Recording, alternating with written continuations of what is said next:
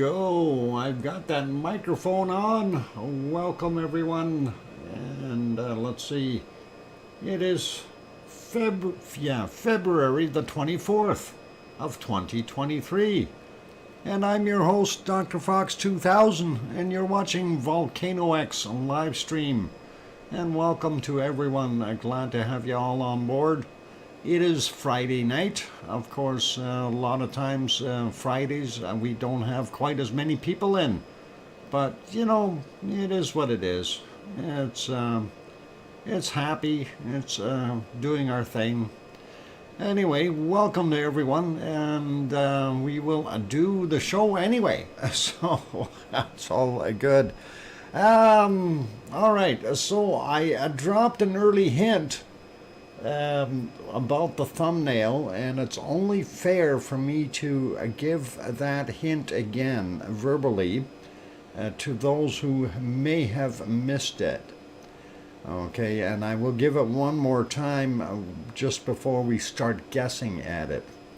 And what I had written down in the hint was that well, hang on, I'm getting a bunch of noise here. Hang on, we'll fix that. I think that might be it. There, yeah, that was my noise. The other stream was going through there. Yeah, so the hint is that I was within 275 miles or 440 kilometers of that particular volcano. Now, I didn't say whether or not it was erupting at the time. I just said I was within that distance. So that is something to keep in mind.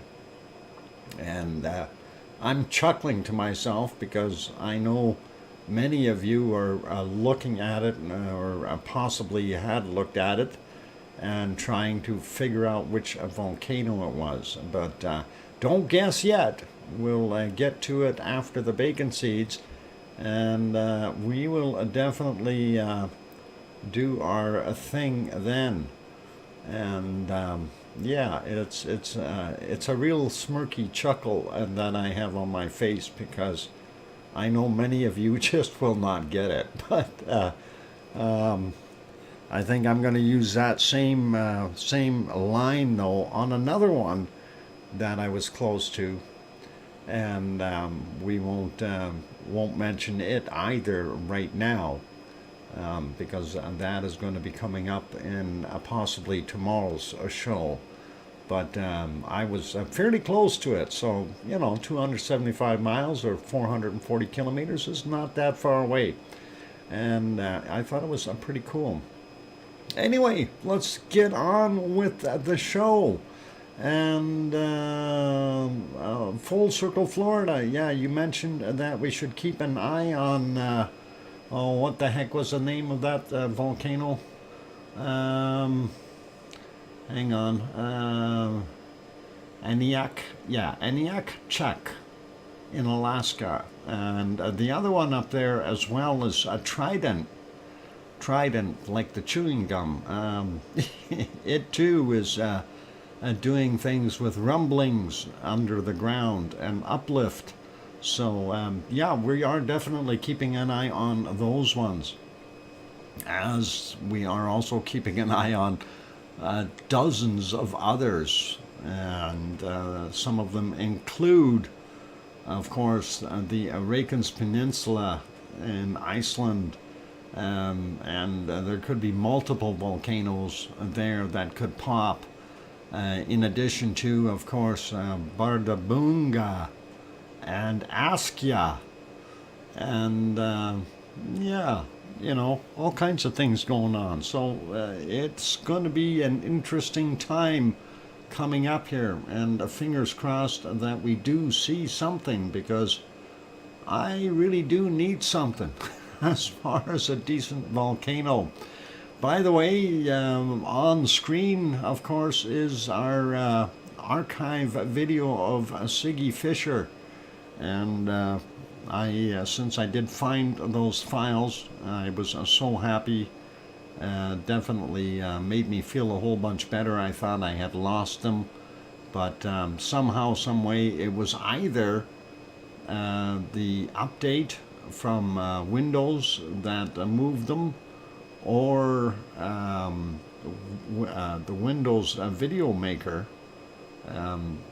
Because it put it in. It was in a subfolder called Video Projects, and I would not ever have named anything like that. The Video Projects, I would have just put videos or volcano videos, and it kind of makes you wonder. Anyway, let's get on with the show, and hopefully you're enjoying that. I guess what do you want to call that? Well, viewing the Siggy fissure once again. It's nice lava flowing out of the fissure and into Meridalia, and I did enjoy that, and I'm very happy that I did make these videos. You know, a lot of them weren't published anywhere, and some of them we made into time lapses, and the other full-bodied videos, we just stored them as archive video. And I will definitely be continuing to do that whenever we have a decent volcano erupting, as I learn how to do this processing here a little bit easier and a little better. Anyway, first person in today was that guy there again, a Lizoid.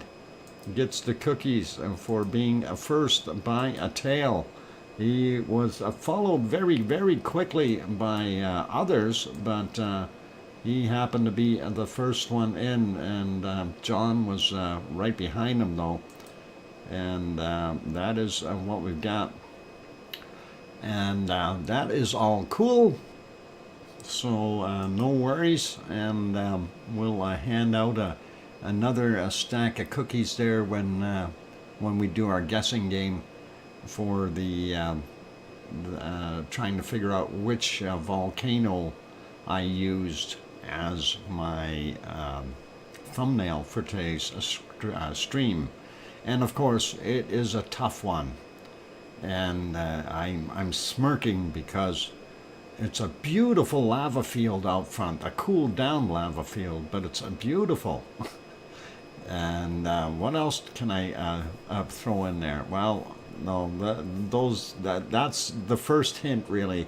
The second one, of course, was that I was within 275 miles / 440 kilometers of this particular volcano. So that ought to make everybody's head spin a little bit. So anyway, let's get on with what we're doing. We will stop this canned lava here for a minute, and we'll carry on with the other good stuff that we've got going on. And I think, let's see, I need to turn that one off. I had another video playing in the background, and that wasn't so good.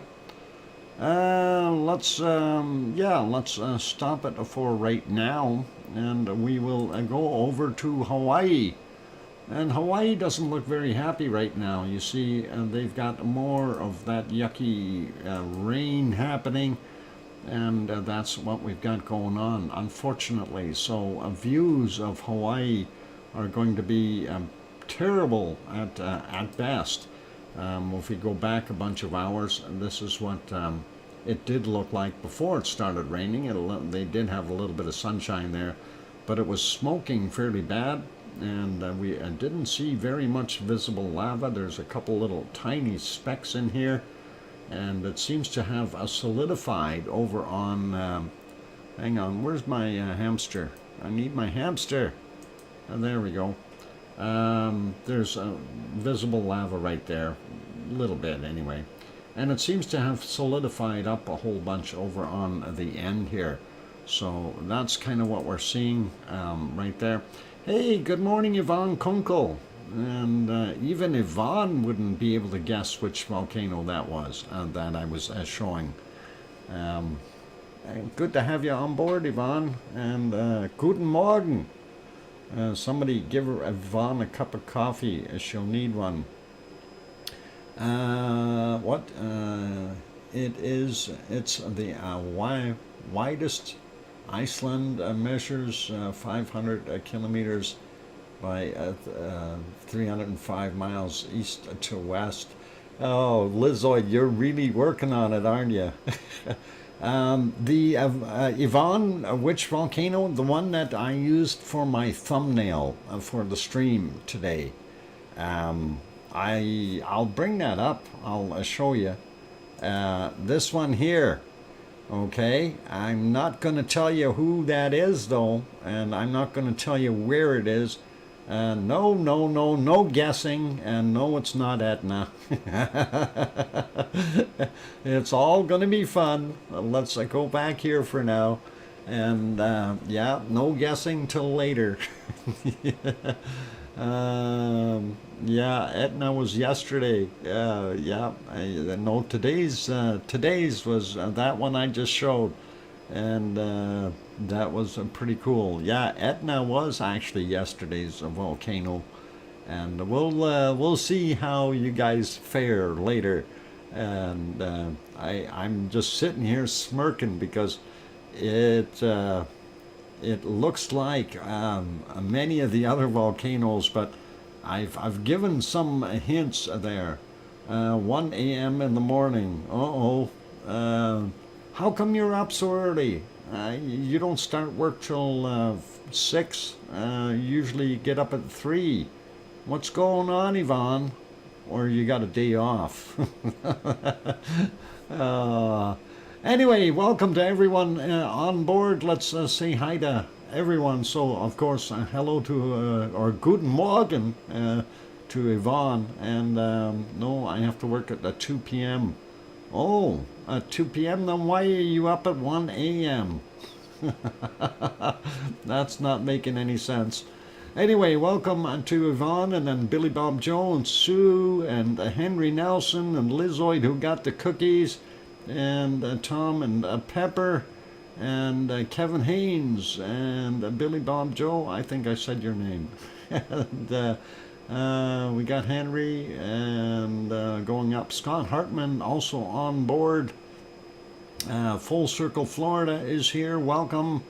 And sliding up a little bit more, looking for others, since that is a chatty bunch in here. Who else we got? Possibly some lurkers. I see James Ouellette is here. Welcome, James. And who else we got? Scrolling up, looking for more wonderful people. Mona Alfano with the buffering internet. Mona, I hope your internet gets better. And we are definitely fairly solid, actually maybe just a tad bit high in output, but it is holding relatively steady. So I don't see any reason for you getting any buffering, at least not from my end. Did I say hi to Billy Bob Joe? I think so. John Raper also on board. Grandma B is here. Be back later, and dishes to do. Yeah, Grandma B, just get the maid to do those. I try to get away with that. That never happens. Anyway, I think I got all the names for right now. Not sure if we got others. Gail Moore is here. Welcome, Gail. And let's see, we must have a bunch sitting in the Lurkers Lounge having a peek. Anyway, not that good looking there in Hawaii. So that is what we've got. A quick peek at the other shots here. This, of course, let's get rid of that banner here.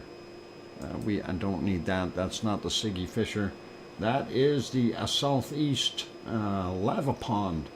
And it's still empty, still dry, and it's got some smoke over top of it, so you can hardly see anything. And we can't even see the Lavagator. He's in here somewhere. And there's the other portion of the event and that flow area. Yeah, right in here. And we can't see much. It was raining again. It's one of those things. When it rains, That's what happens. You get all that steamy effect. I tried to refresh that one, and it gets worse every time I refresh it. I should refresh this one. That was 1347. Let's see if we get a better shot. No, still the same. Oh, still the same shot. This though was from 5:40 a.m. and that is the thermal image from Helma'uma'u crater there. And there is the southeast lava pond area, and our navigator would be right in the background here, and that was where the event was coming from. We still see this funny looking glow spot over here, and of course this is where the vent migrated to over here, the central vent. And you can see the darker area here. That is Pig Island, of course. And then we have the old or west lava pond where the activity is now moved to. And we don't see much glow out of the atoll area. I am still seeing glow down on the bottom here though. And I'm very suspicious about this. I'm wondering if the lava flow is trying to move over. Now this, of course, being so close to the wall here, if we go straight down, it wouldn't be far down before we end up hitting the wall. So that lava has to be kind of coming up on a curve. If I use my crayons real quick here, if I can get them to work, let's see if I can get them on top. So the edge of the crater, let's crayons work. Crayons, hey, I gotta redo my crayons. Piggy must have licked these again. And let's try that. Is that gonna work? Yeah. So the edge of the crater is kind of down on an angle like that, or the edge of the caldera, and our vent that we were seeing here, this guy over here, our primary vent, was coming off about here, going up and going into this area. And I know this is not exactly perfect drawing here, but the floor area would be something like this. So now the fact that we're seeing lava show up or hot spots over here, and kind of makes you wonder, because I don't think well, you never know. It could have migrated over, or it came over from the other side and went up like that. So you never know. It's kind of weird how that happens, but you never know. Anyway, that of course is the thermal image. So that's what we've seen from 5:40 a.m. I'm going to refresh it now, and we'll see what it looks like. Yeah, with the rain in there, definitely seeing the hot spots still down here on the bottom edge, and that's interesting. We do see a little bit hotter lava right there, and not so much coming out of here anymore. So I'm wondering, has it migrated once more? You know, it was underneath this area, now it might be underneath here. Maybe we'll see it move back over to where that primary vent was, and that'd be kind of cool and interesting to see and observe. And let's take a look at this shot. This was from 12:08 their time there in Hawaii. Of course, you can see the west lava pond there, the old primary event. And those hot spots are down right in here somewhere, and kind of makes you wonder what is going on there. And then of course the southeast lava pond is over there, all cooling off and steamy from the rain falling. So that's kind of it for Hawaii, you guys, and we'll leave Hawaii be. And of course that is the live image. No, hang on, that is not live, and that is from earlier. Let's put it back on live. Oh, it's getting better. It cleared up a little bit. So that is the live image right there from our Helma'uma'u crater. And West Lava Pond, of course, there in Hawaii. And let's go over to Iceland and see what's happening there. Still no eruptions of any kind. Kind of disappointing that we don't see any eruptions, but yeah, we'll take everything with a grain of salt. There is the wonderful city of Reykjavik, and we like it. It's a nice place. A little cold, but it's getting better. And if we go to about 9 hours and 15 minutes ago, we actually did see a little bit of sunshine peeking out. You can see no more snow on the ground. Definitely all got washed away by the rain. You can see the lawns are starting to turn green. Until the next snowfall.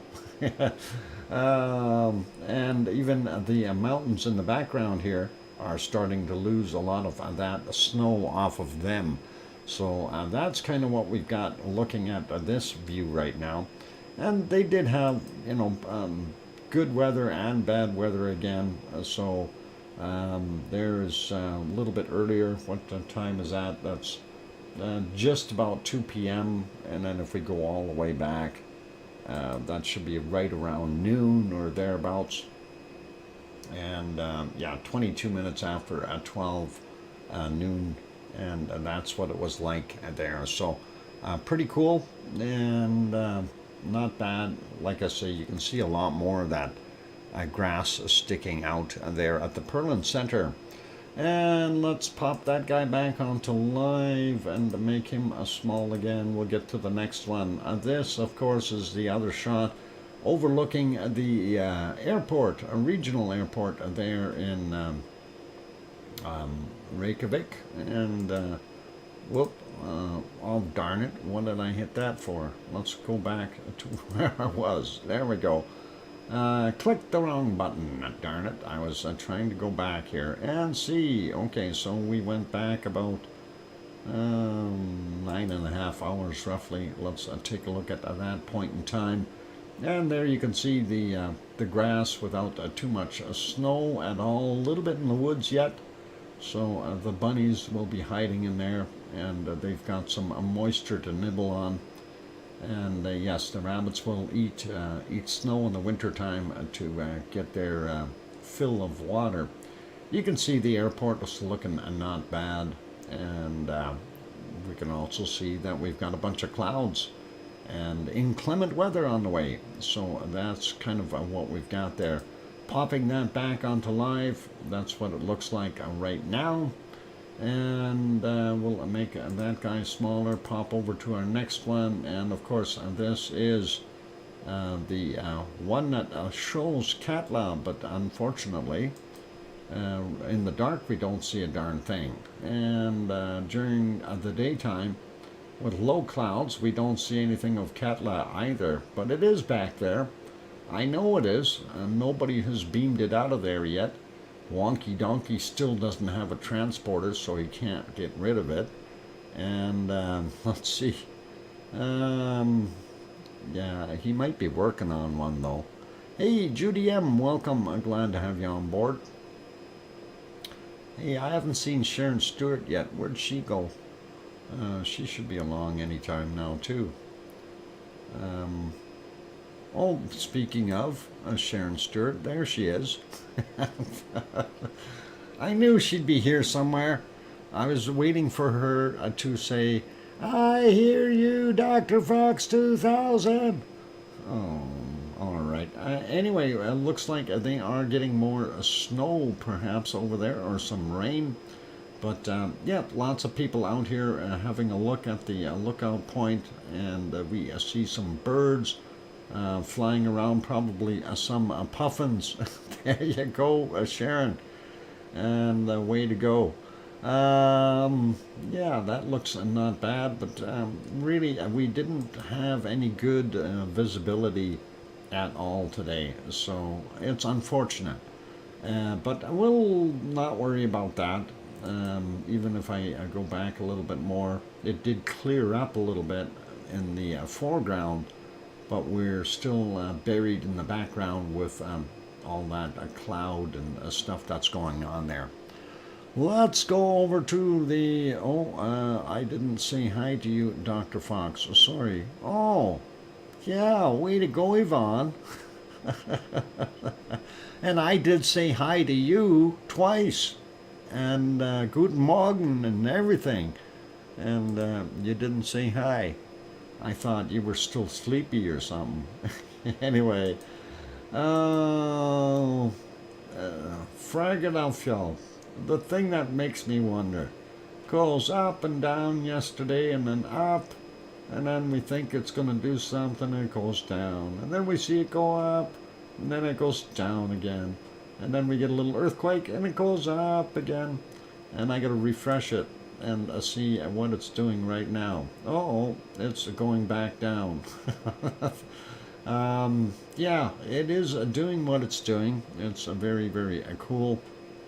So, not sure what we're going to see out of that just yet. I think everybody's kind of holding their breath. Well, not holding their breath, but waiting. It's a waiting game is what we're at. Here's the Astja one. I should be able to pop that. There we go. A little better. We do see some quakes that happen at Astja, and we see a couple of fairly large spikes in here, as well as a bunch of smaller ones. So something is moving in the area. We may have some lava workers doing some tunneling and creating little tremors and getting ready to pop some lava out. And we're hoping, and so we'll see what happens. And let's, since we looked at that guy, let's go down and take a look. Oh, I missed my G's here. Grimsey, way up in the northernmost sensor for the Icelandic area. I do believe it is the northernmost sensor. Anyway, we did see it go down a bit, then up and down, and doing its upward climb again. And hard to tell what we've really got going on here. We did see a fairly decent spike in here, so possibly an earthquake somewhere around 10 a.m. or thereabouts, maybe 9, 10, something like that. Anyway, if we scroll on down further, the Grindavik one was still not working, so we don't bother looking at it. And let's see if we can find Kristavik. And there is Kristavik's chart, and it is followed the same pattern that we see at our wonderful Philadelphia. So that's kind of what we got going on there right now, unfortunately. And a dip and up and back down, kind of holding steady. Let's take a look at our earthquakes and see what we've got going on there earthquake-wise. Maybe that will shed some light on us. And by the way, we had, 45 earthquakes in the last 24 hours. Starting way out here on the Reagan's Ridge. Wow, full circle of Florida. Thank you for throwing that in. I'm going to write that down. Full circle of Florida. There we go. Florida. aka Florida 360. Thank you very kindly for that wonderful $5 super chat. That always helps out when you're doing that. I think that we may see some explosive action in Alaska in the next few months. Hope it's not too bad. Well, full circle Florida, if either that, Anti-Check or Trident go. I don't think either one is in a populated area. I don't think it's going to affect anyone if they do go. What I'd be more concerned with is the output of the SO2. At that point, I mean, the lava can spill. The lava is not going to get anybody. And, that's more what I would look at. Anyway, thanks, Tom, for the 5-minute warning. We do have this 2.45, 10 kilometers down. from 10:05 a.m. out here. And then we take a look here. From 8:08, we've got a 1.55, also 10 kilometers down. Here's another that is also 10 kilometers down, a 1.62 from a 9:16. And what I was watching Just Iceland, and he was saying that the professor mentioned to him that that is likely magma movement down at that 10 kilometer mark. I'm not so sure about that, but you know, hey, it's very, very possible. Yeah, I see my bit rate did jump a little bit here, so I don't know why it would be buffering though. Checking the other stream, it looks okay, but yeah, it spiked up for a second. It should be back now. We'll see. Is everybody back to normal now? It was weird that it was going up, but yeah, it's right back to the normal level right now, so we should be okay. Anyway, next volcano, or next earthquake, I mean, this one, and this is a little odd, from a 1252 what is it, 0.62 in magnitude and 135 meters down, so almost a surface quake.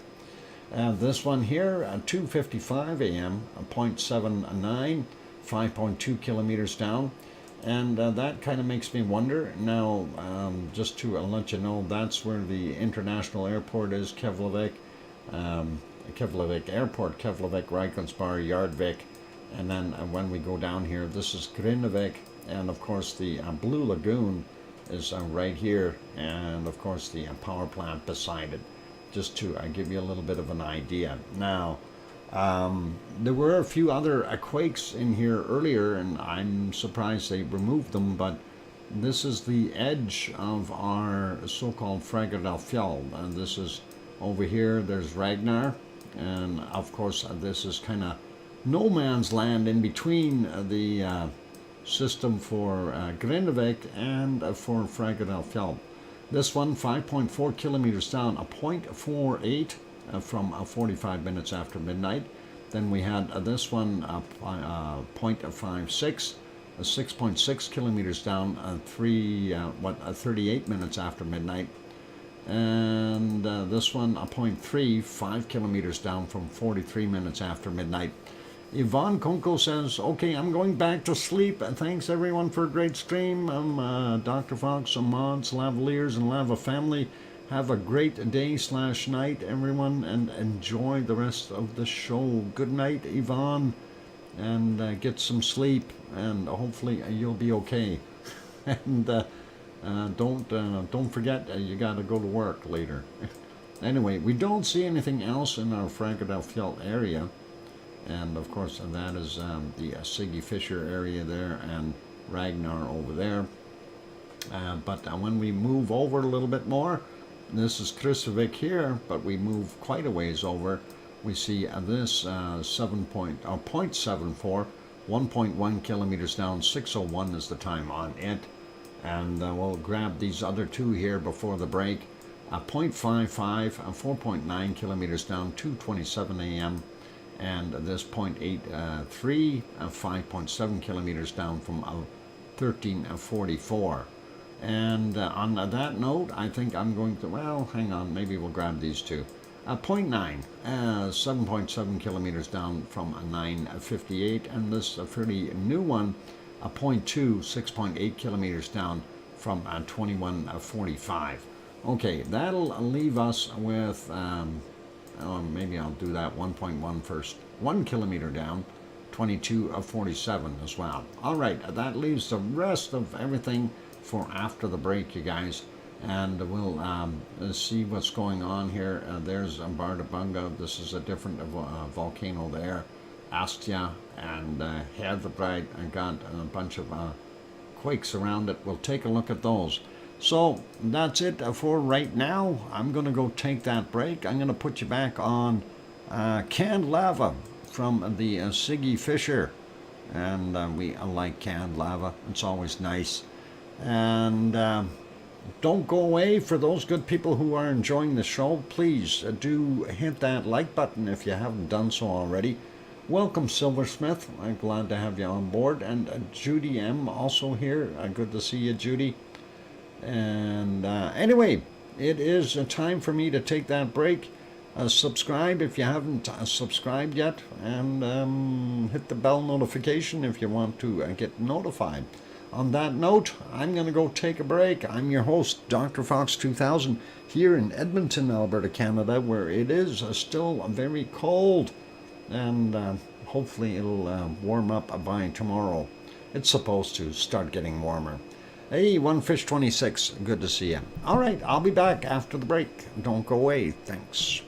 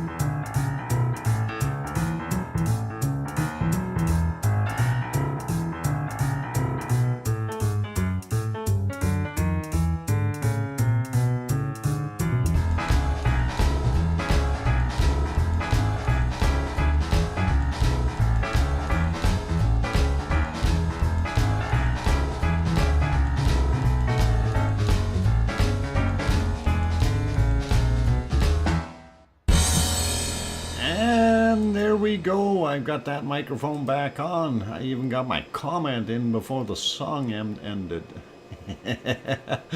And thanks everyone. Appreciate that. And thank you, Sue, and Hermione, and Fluffy, and Kevin Haynes. I appreciate that. With Hermione with one eye. I see that. I hope your vision comes back slowly. Might as well say, hold my beer. There you go. And I hear you, DrFox2000 from Sharon Stewart. And thanks, Full Circle Florida. That is awesome. For the welcome back. Appreciate that. And of course, what we are seeing on screen is the Siggy Fisher from the archived video. I didn't turn the thing back on there, but hey, that's all right. We can fix that. Where is it? No, hang on. It's up here somewhere. I got it. There we go. There. That way everybody can know when that's from. And since I've been hinting so much about this volcano, I'm going to repeat the hints again, so you all get a fair chance. For those people who came in, this is the thumbnail I used for today, and I mentioned before I really like the cooled down lava bed in front of it. I think that is awesome looking, and that is in a way a sort of a hint. And the other big hint that I gave out, and some of you who know me a little better may have a better chance at it, but I did mention that I was, and I didn't say while it was erupting, but I was within 275 miles or 440 kilometers of this volcano. And some of you may know that, of course, I've been in Iceland. I've also been all over Europe. I've been in many places in the United States, as well as went to Mexico. So those are some hints. Anyway, I know it's one of those things. What a chicken warning. Run, everyone. The fox is back. Chicken warning. You bet. Anyway, I was on the equator, but I didn't get the name right on the other day. All right. Anyway, let's carry on with looking at the earthquakes there in Iceland. I know exactly that volcano. Wonky donkey, don't mention it yet. If you know which volcano it is, you keep quiet. And we'll get to it later. And I'm surprised you know which volcano that is. Yeah, hopefully he'll figure it out. Anyway, we do see this one. And this is another one of these long names here. And if I'm correct, the U.S. military Corps of Engineers classified this one as T, and that's 1, 2, 3, 4, 5, 6, 7, 8, 9, 10, 11, 12, 13, 14, 15. T15. Anyway, this one is from 6:04 a.m. Sorry, 1604, and it's a 0.92, 2.9 kilometers down. Too much fun. And let's go up to Askja and see what is happening with these earthquakes, and see if they are getting any shallower. And this one here, ooh, this is nice. That is from 6:41 a.m., 1.4 in magnitude, and it's 3.2 kilometers down. That is shallower than what we've seen. This one at 5 kilometers depth for the 0.14, not so good. 4.45, and or sorry, what did I say? 4:45 in the morning. This one is from 10:10 a.m. This one is at magnitude 0.616. I'll get it out yet. 3.4 kilometers down. There we go. And the newer ones here, this one is only 1.6 kilometers down. It is a 1.11 from 2326. The one right beside it, a 1.4 or 1.04, 4.2 kilometers down from 2356. And this one here, 0.71, and that is 4.4 kilometers down. I missed the time. It refreshed there. It was at 1:50 a.m. And then we've got this one here from 2106.46, and that is 4.4 kilometers down. So we do have a couple that are a little shallower. Now, if we had a whole swarm of them, I'd be more convinced, but right now I don't think we're going to say that Askia is going to erupt within the next day. Let's see what we got over here south of Herdebreg, and this one is 1.1 kilometer down for this 0.8 from 2206. Then we got a 0.2, 5.6 clicks down, 2124, or what, 2154. No, 2141. Boy, dyslexia really taken over. They cut my hair today, maybe that's why. Anyway, at 1700 we had a 0.38 kilometers down, and we had from 1654 a 0.7, 6.9 kilometers down.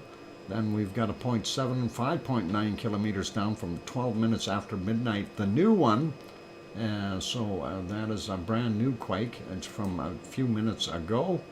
And then we've got a 1.0 there, 5.4 kilometers down, 2030 is the time on it, and a 0.6 from 6.8 kilometers down at 2309. And over here, this one is a 0.6, 6.9 kilometers down, 1903 for him. Newer one from 2236.2, 4.6 clicks down. North of Herdebreg now, so interesting. Then we also have a 0.7, 5.2 clicks down, 1851, and then we've got this guy here, 3:48 a.m. 1 in magnitude, 3.2 kilometers down for him, and a 0.7 in magnitude, 2.9 kilometers down from 1948. And let's zoom out a little bit. And we'll go up a little bit more and see a 1 in magnitude, 5 kilometers down from 2156. So that is right around that area, and I don't know. We'll see what happens. We'll see what happens. Which one here? Okay. Wise guy. Actually, a whole bunch of them. They took massive amounts of hair off the top of my head, the side of my head, both sides of my head. The ears got lowered, and now you can really tell they're crooked. From a 1634, 1.5 and a 1.1 kilometer down for him. Then over here where we had all those other quakes before, only a 0.6, a 5.6 kilometers down from 1638. And we'll get these three over here by Grimsey really quick. There's a Grimsey Island, and of course we've got a 1 in magnitude, 5.2 kilometers down, 1948. Then we've got a 2.2, 10 kilometers down from 908, or 918? Yeah, 918, sorry. And 917, we had a 1.7, 10 kilometers down. And let's grab these other guys over here. Brand new little swarm. These are all new. So this one is from 2047.9, 5.5 kilometers down. This is a 1.5, 9.6 kilometers down from 2324. And a 1.3, 8 kilometers down, 40 minutes after midnight. The new one, brand new, magnitude 1, 5.2 kilometers down from 2333. And this last one here is from 40 minutes after the hour of midnight, so 9 or 10 minutes ago, magnitude 1.5, 16.7 kilometers down for that guy. And that is it for our earthquakes for our wonderful Iceland, the land of fire and ice. And that is awesome. Still love to see what's going to happen in the future here, and will be good to see what happens. Anyway, let's pop over real quick before our witching hour happens and we can't see any more water splashing there in our wonderful, hang on, I'm supposed to make it look like that. There we go. In the Azores, on the island of São Jorge, or São Jorge, if you say it in Japanese. No, how about Portuguese? That works better. One of the little villages there on the island, of course, and then we also see the wonderful harbor lights. Off in the distance you can see Pico Island, and for those who aren't familiar with that, and that is, oh, that's the cove. That's a Pico Island during the day, and it didn't look too bad there today, but this was not from today. All right, and then we go over to the other one. We see our cove that we had a sneak peek at just a second ago, and this is from 23:51 their time, so just about time to change the chariot to a pumpkin. And anyway, yeah, we see that not very much water splashing, so that tells us it's pretty calm there today. Let's see if we got any new earthquakes. Ooh, one! I didn't see this guy before, so this is pretty good. At 21:09, we had a 1.7 in magnitude, and we haven't had one for 5 days on the island, so that is pretty cool. And of course, that is São Jorge there, Pico Island, Faial Island, Terceira over here, and what is this? Santa Cruz what is it? Garciosa, if I said that right. Anyway, let's make that a little bit bigger. There you can see all of them, Terceira there. And let's look at the other map, and I'm going to refresh this one and just see if we got any more quakes. Make that bigger, slide down a bit, bigger again. And yep, it looks like we've got a 3 there for today. So the one that just happened 3 hours ago, 1.7, and it is a surface quake anyway, so that's all good. The other one is a 2.1 surface quake as well. When did that come in? 23 hours ago, or 1:23 a.m. GMT, and there we got a 2.5 on Terceira, 2 kilometers down. Came in at 15:13 yesterday, or today. Sorry, today. Yeah, got it. My bad. Anyway, that's what we've got there. Let's zoom out a little bit so you can see where the Azores are actually located, right in the middle of the Atlantic Ocean. You can see our wonderful Portugal and Spain and France and Germany, and of course England and Ireland and Iceland up here, and Greenland over there, and Newfoundland there, and Sue waving from Nova Scotia over here, and that is all cool. So that is a pretty awesome. Let's see, yeah, we zoom in a little bit. There she is, Cole Harbor, and that's oh yeah, there she's waving. It's all cool. Anyway, that is where it is, and let's go over to our next volcanoes, and let's see what we got there. I gotta find that page now. All right, that of course we are looking at Messiah volcano, and that's a still shot, and that was from 1746. I tried to get a better shot from what we had earlier, and it didn't look very good. So that's what it is like right now. You can see the sun has gone down, This one is from 1849. You do see a little bit of that lava down in the caldera. Very deep hole. You don't want to fall in. Let's go to this one.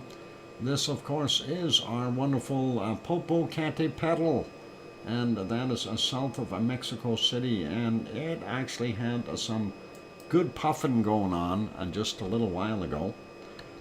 And let's see if we can get to it. There it is. And again, it's still quite slow. Thanks, Tom, for the 5-minute warning.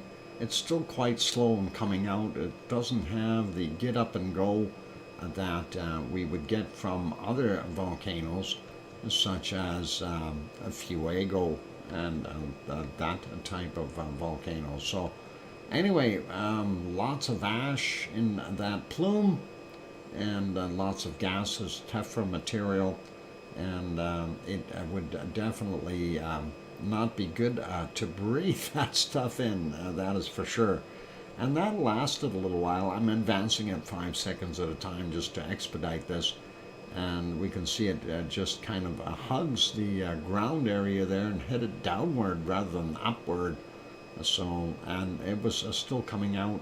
And that's one of the things we notice. This has had a prolonged eruptions when it does pop, and this is another one from 1827, so a little bit earlier there, and that one looks kind of weird.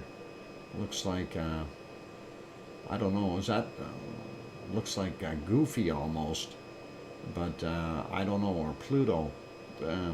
Anyway, never mind. We'll carry on, and yeah. So a little bit of activity there from Popocatépetl, and of course that is located 70 kilometers south of Mexico City, and definitely visible from Mexico on most clear days. And I'm just scanning back through the times here to see if there was anything else really big enough to take a look at, other than some off-gassing. This one here should be pretty close. Let's see if we can see it popping out there. I don't think it was that. No popo snow this year. Yeah, we did have a couple times where we had snow, but limited, very, very limited.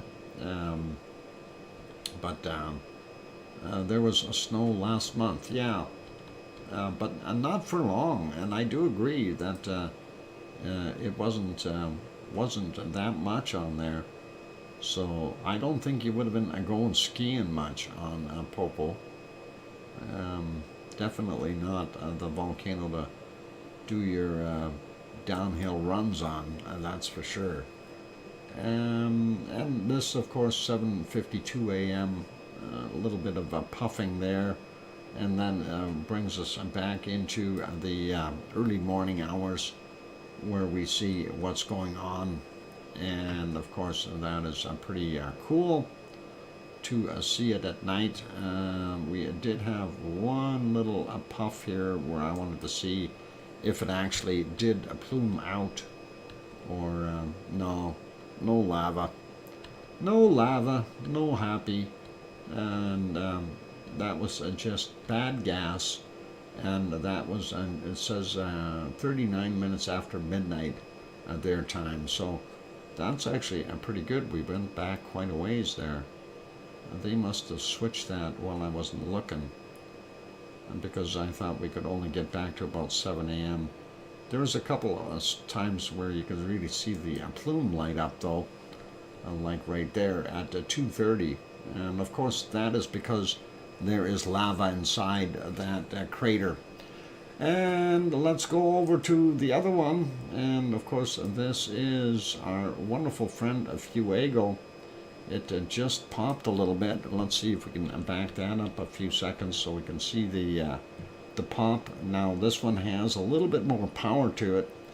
And again, we've seen some flashes over here. Somebody had taken photos. And you know, I really just recommend you don't go there, because we've seen what happened. Those lava bombs on occasion will fly all the way over there. a little bit of bacon there for that one.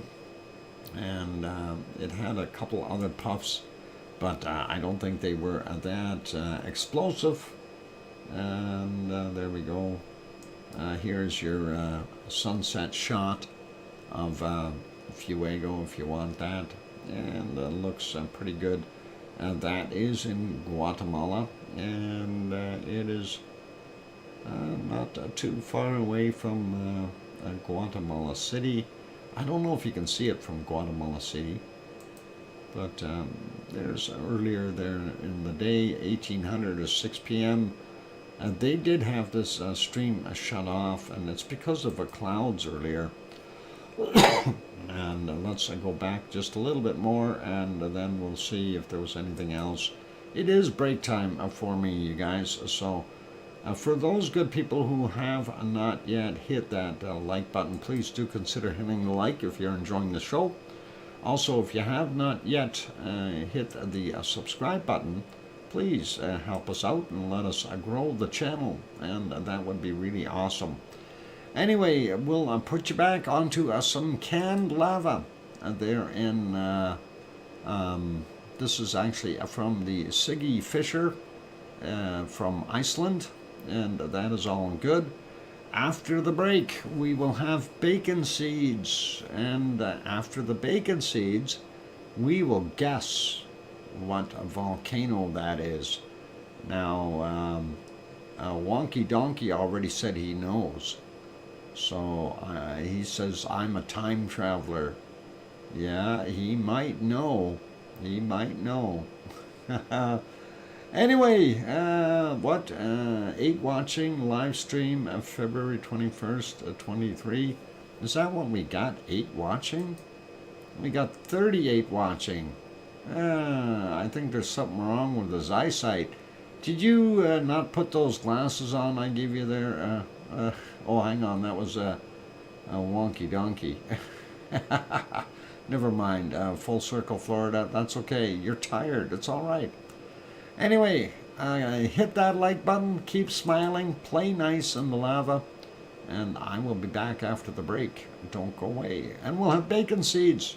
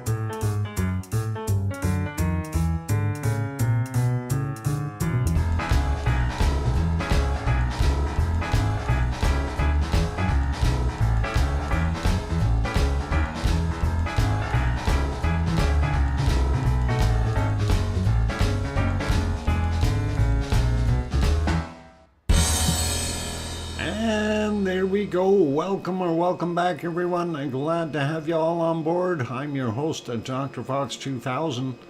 And what? I thought I was lost in the Matrix. Okay, thanks for. You're watching VolcanoX live stream at the present time on February 24th in the Matrix, where things are all scrambled up today. Apparently, there's some issues. And I did check the description. It did say the 24th on my end. Mine did say that. Now it says the 24th. It's magic. Oh, wow. Okay, that is weird. See what stream description. Let's see what Henry said. Yeah, I see that. You're right, Henry, on that. I see that. Up top, the header says the 24th and 21st on that. Weirdish. And I checked, and I double checked here, and I know I said it before the stream because I always set the date. That's the first thing I do, and it's weird that it didn't update it. Sometimes it doesn't update the thumbnails for me either, and that really bothers me. But anyway, thank you for the welcome backs from Full Circle, Florida, Sue Hayes, Kevin Haynes, and oh, Mummy of Hamsters is here. Welcome.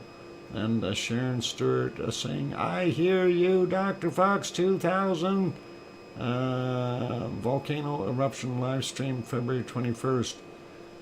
Sue, did you refresh? I'm just curious. Just see if that fixes it, since some of the others are refreshed. Thanks, OneFish26. Anyway, it's confusing sometimes, I guess. Anyway, it is bacon seed time, so let's hopefully go over there and not have any issues with our bacon seeds from a day or 2 or 3 ago, and see what has happened.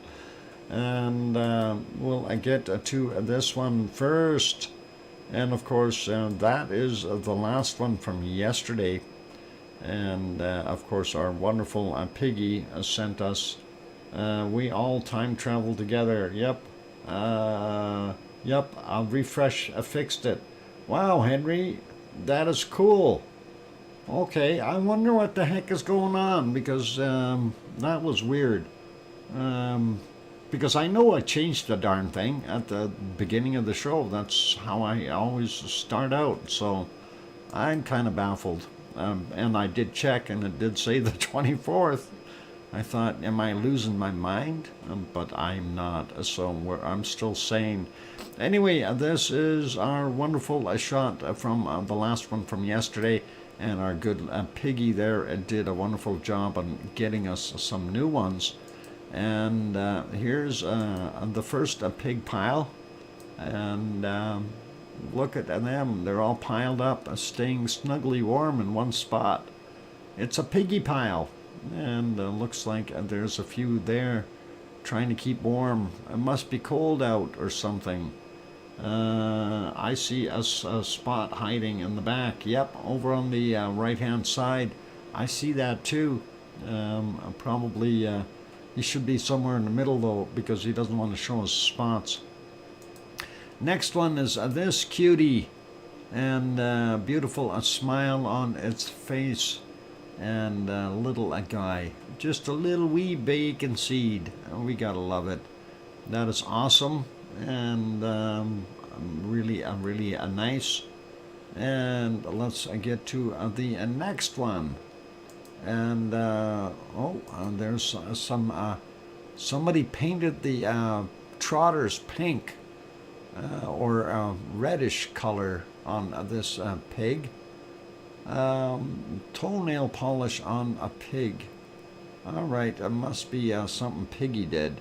That's kind of neat. And of course this little guy looks like he's enjoying it, and our little girl possibly, but nowadays you never know. Anyway, yeah, fancy pig. That's what we've got there, a fancy pig. Next one is this one, and look at that. That is a nice, almost a silhouette shot, and that is pretty cool. And let's see what else we got. That's a nice picture, though. We can see it just relaxing. Little odd with the paws, though. Those paws, those aren't trotters. I don't know, why does that not work right for me? That looks more like cat paws or something in the front there. Little odd. I think it's a wonky donkey day. Morning glow, yeah, but you look at the trotters. Didn't we just see a deep fake? What, a pig head a dog? Maybe. Well, more like a pig head cat, maybe. I have no idea. Definitely a little odd looking. Yeah. Next one. These look more real. Or hang on, are they? Oh, yeah, they are. They're those kind that have mustaches hanging down. I don't know what's going on. We got a weird day going on. And, yep, these appear to have sunshine domes over top of them. And that is kind of odd. Alien pigs? What, sheep with pig ears? I have no idea what is going on there. Oh, okay, and next one. What do we got here? Some more silhouetting of pigs in the sunshine, and that is pretty cool. Let's take, yeah, Photoshop fun. That could be. Let's go to this one, and this looks pretty normal. I think these guys are okay. Yeah, they look pretty normal, I think. We have got one black one there and some spotted ones on the right-hand side. So morning pig glory, perhaps. And here's second last one. This little guy looks like he's curled, or, well, getting ready to curl up in his little basket or a bed of some sort. And that is pretty good. They need a hogwash? Oh, that's possible, Sue. I wouldn't doubt it. And one last bacon seed for today. And that is this little guy. And I don't think there's anything wrong with this picture. And that is definitely looking pretty awesome. And that is a wee little one. And a little fuzzy there on the picture, but still very nice. Like seeing the little smirk and the ears kind of laid back. And that's all cool. Anyway, yeah, you're talking about a Photoshop stuff. You know, sometimes we see some interesting lava shots, and somebody mentioned the word volcano, and I put fun behind it earlier. I was chuckling because look at this shot. And you can see the eyes and the nose and the smile underneath there. And yep, it's some volcano fun, you guys. So pretty awesome for that shot. That is pretty nice as well. Anyway, in case you're wondering, say, yeah, I made that. I couldn't help it. It was one, the one peeper on the left side was all there alone, and the other side was empty and dark looking, so I put some color to it. And I hope that looks nice, and you guys can kind of see that where the nose is and the smile. And of course, that is a cool little shot. Hopefully, that is all good. And yeah, it's my artistic values for today. So yeah, I thought it was kind of a neat thing to be looking at the screen and seeing a set of eyeballs staring back at you made of lava. So very, very cool. And that was nice. Now comes the fun part of the day, and the real fun.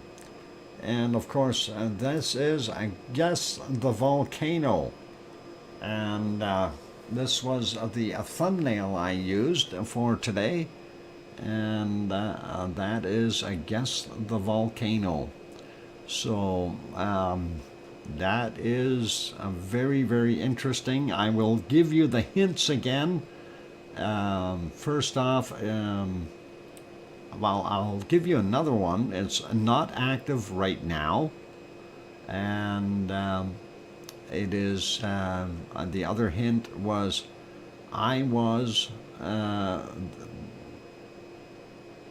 within 200 and, what did I say, 275 miles or 440 kilometers of this volcano. And Wonky Donkey says, is there a Y in the name of that volcano? I'm not going to tell you that. If you want to wait a minute, if nobody else catches it.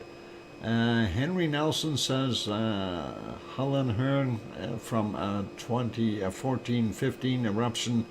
Hearn is Icelandic for lava field. If I remember correctly. You do remember correctly, but no, it's not that volcano.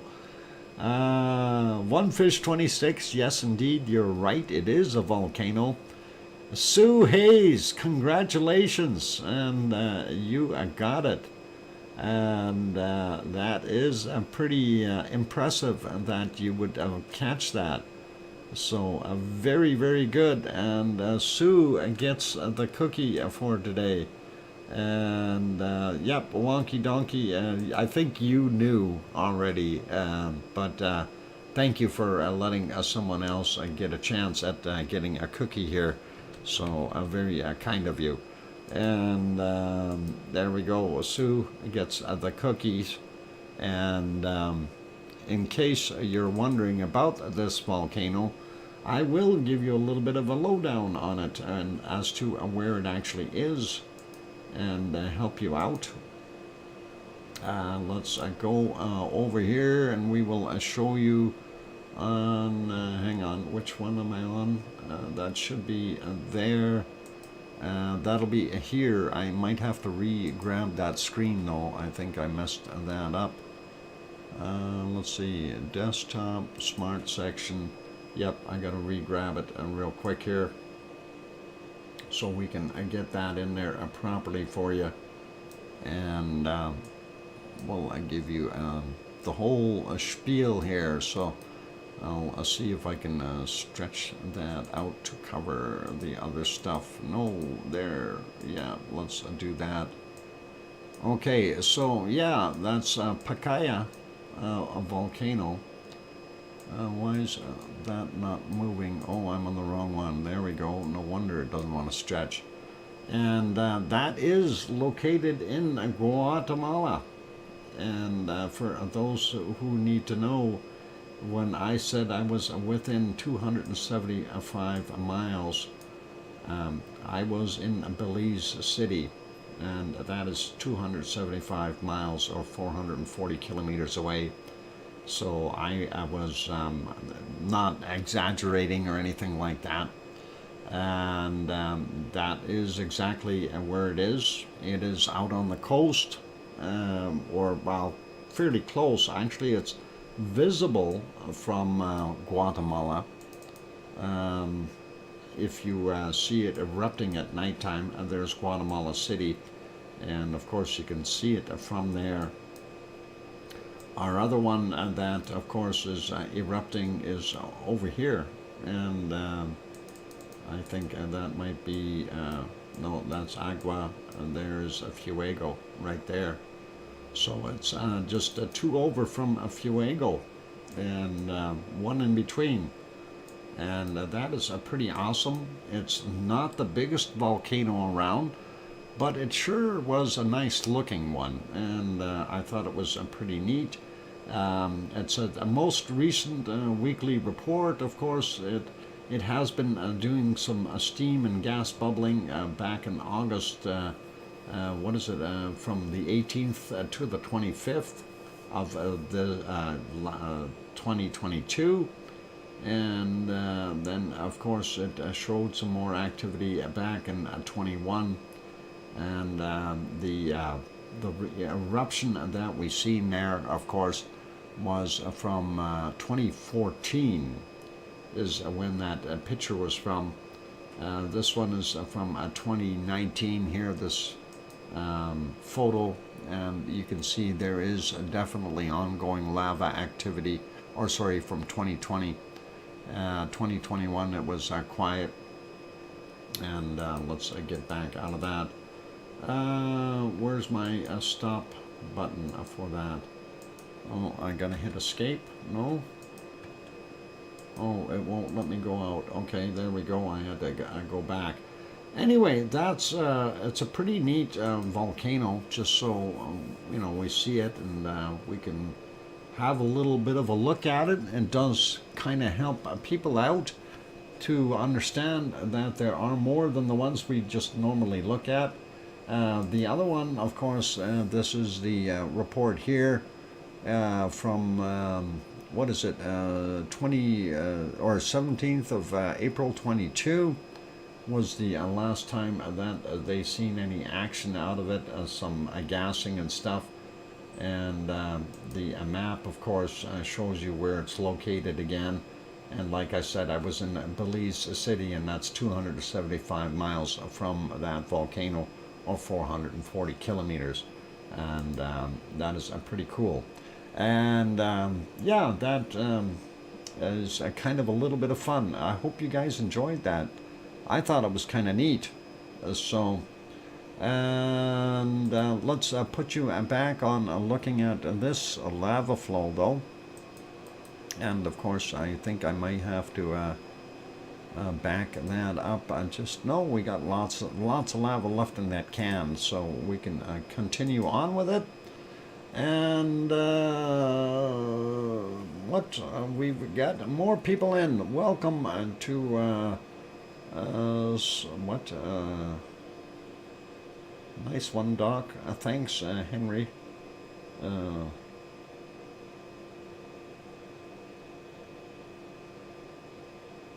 just trying to see what's going on here in the chat. I'm trying to go back here a little bit and not seeing everyone.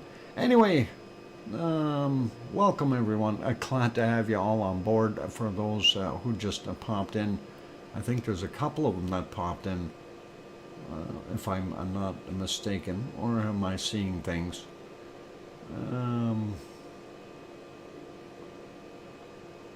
Grenzed, there. We had a tornado at it's a way high beach today, and more flooding. The La Nina summer is crazy. Okay, that's what I was trying to read there. That was kind of weird. Anyway, yeah. Serotonin, welcome, and let's see. Sue retracted. Yeah, tornadoes are never good, and I don't like those things. They can hurt people. Anyway, for those good people who are here, I've put this back on the screen. We'll continue on with our wonderful volcanoes after the break. For right now, I think this was a pretty cool little thing. And I've got kind of an idea of which one I want to use for tomorrow. And Wonky Donkey, I'm just wondering, how did you know which one it was? Because I could tell right off the bat you knew. Did you see that picture before somewhere? I'm just curious. And or did you study it before a little bit? I'm just wondering.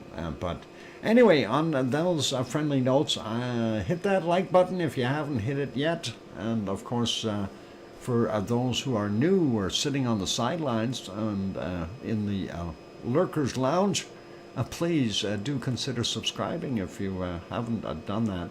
I thought the hint was within the distance of Siggy Fisher. Ah, okay. Well, I'll see. Yeah, Siggy Fisher is within a kilometer or so of Ragnar, and yeah, I would have been a lot closer than that. But yeah, I definitely when I was in Belize, I of course was in Belize City as well as out on Ambergris Key. So yeah, that's was in '91 that I was there, and I don't believe it was erupting in '91, but that's all good. Anyway, don't go away. More to come after the break. Keep smiling and be good. And play nice in the lava, and I will be back. And make sure no tornadoes suck you up there. And that's it. Not saying Dr. Fox, I have my ways.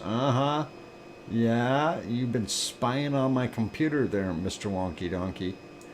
We know what you've been up to. You're a hacker and you won't tell anybody. Okay, I'll be back.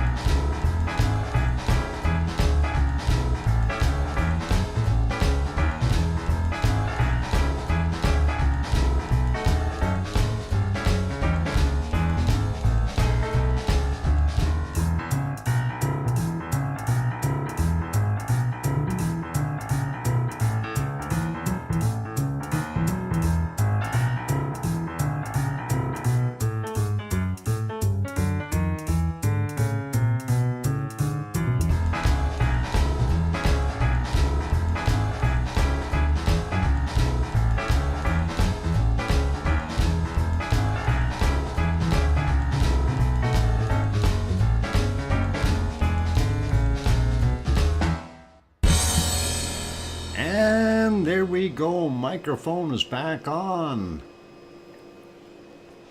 Welcome back, everyone. I'm your host, DrFox2000. And, no, you don't need to hide your rabbits. Matter of fact, my rabbits, I have 2 of them eating right now, which is really cool. So, thanks for the welcome backs from Sue and Full Circle, Florida, and Kevin Haynes and Sorrentino. Oh, sorry, hang on. I keep messing that up. And I hear you, Dr. Fox. Let me do that again. I hear you, Dr. Fox 2000 from Sharon Stewart. Serotonin. There we go. We got it right. Oh, I messed that up. I don't know, for Friday night, maybe I'm just tired. I need to have a nap or something. I didn't take a nap today. I was out getting my hair cut. Yeah. Yeah, till next time. Anyway, all good. Thanks, OneFish26. And Wonky Donkey, I got your email. And that's cheating, Wonky Donkey. What hair? Yeah, what little I had left. Grumpy old man, you bet. It's been a long week. It's been a long week, yeah.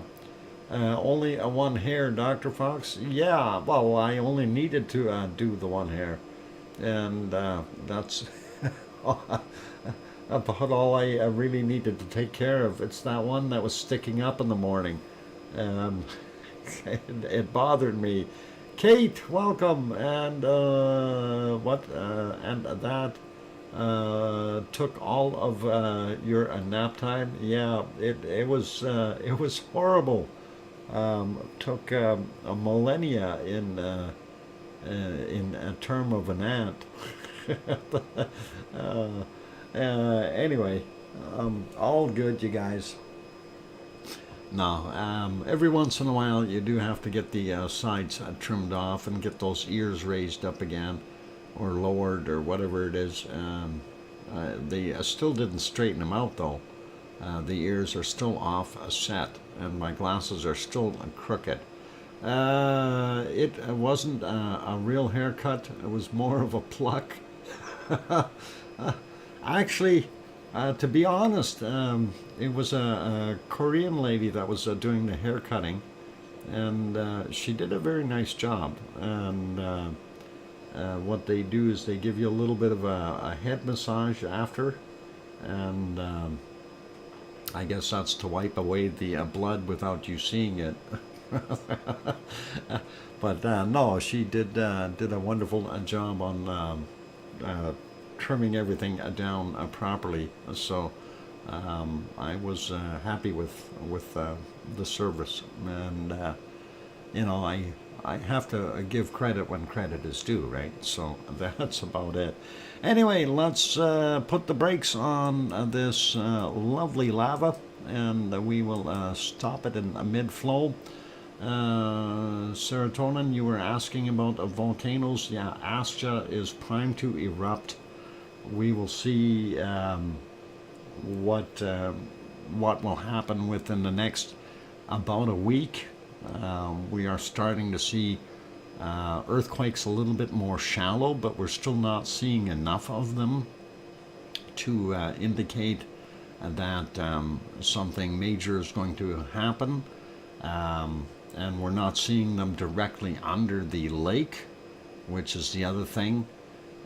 What I'm looking for is I prefer to see them right underneath the lake, and I want to see a decent earthquake that cracks the lake open, and we get those wonderful big bangs happening. I want to see Hunga Tunga Hunga Ha'apai on land, and we'll have a blast of a good time. We'll see how things go there.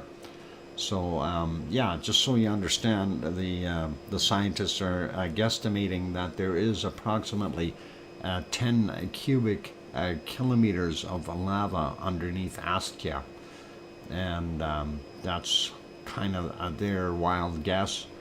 Yvonne Kunkel also mentioned that there's an estimated about 50,000 cubic meters of magma sitting underneath Fraga del Fjall and that area.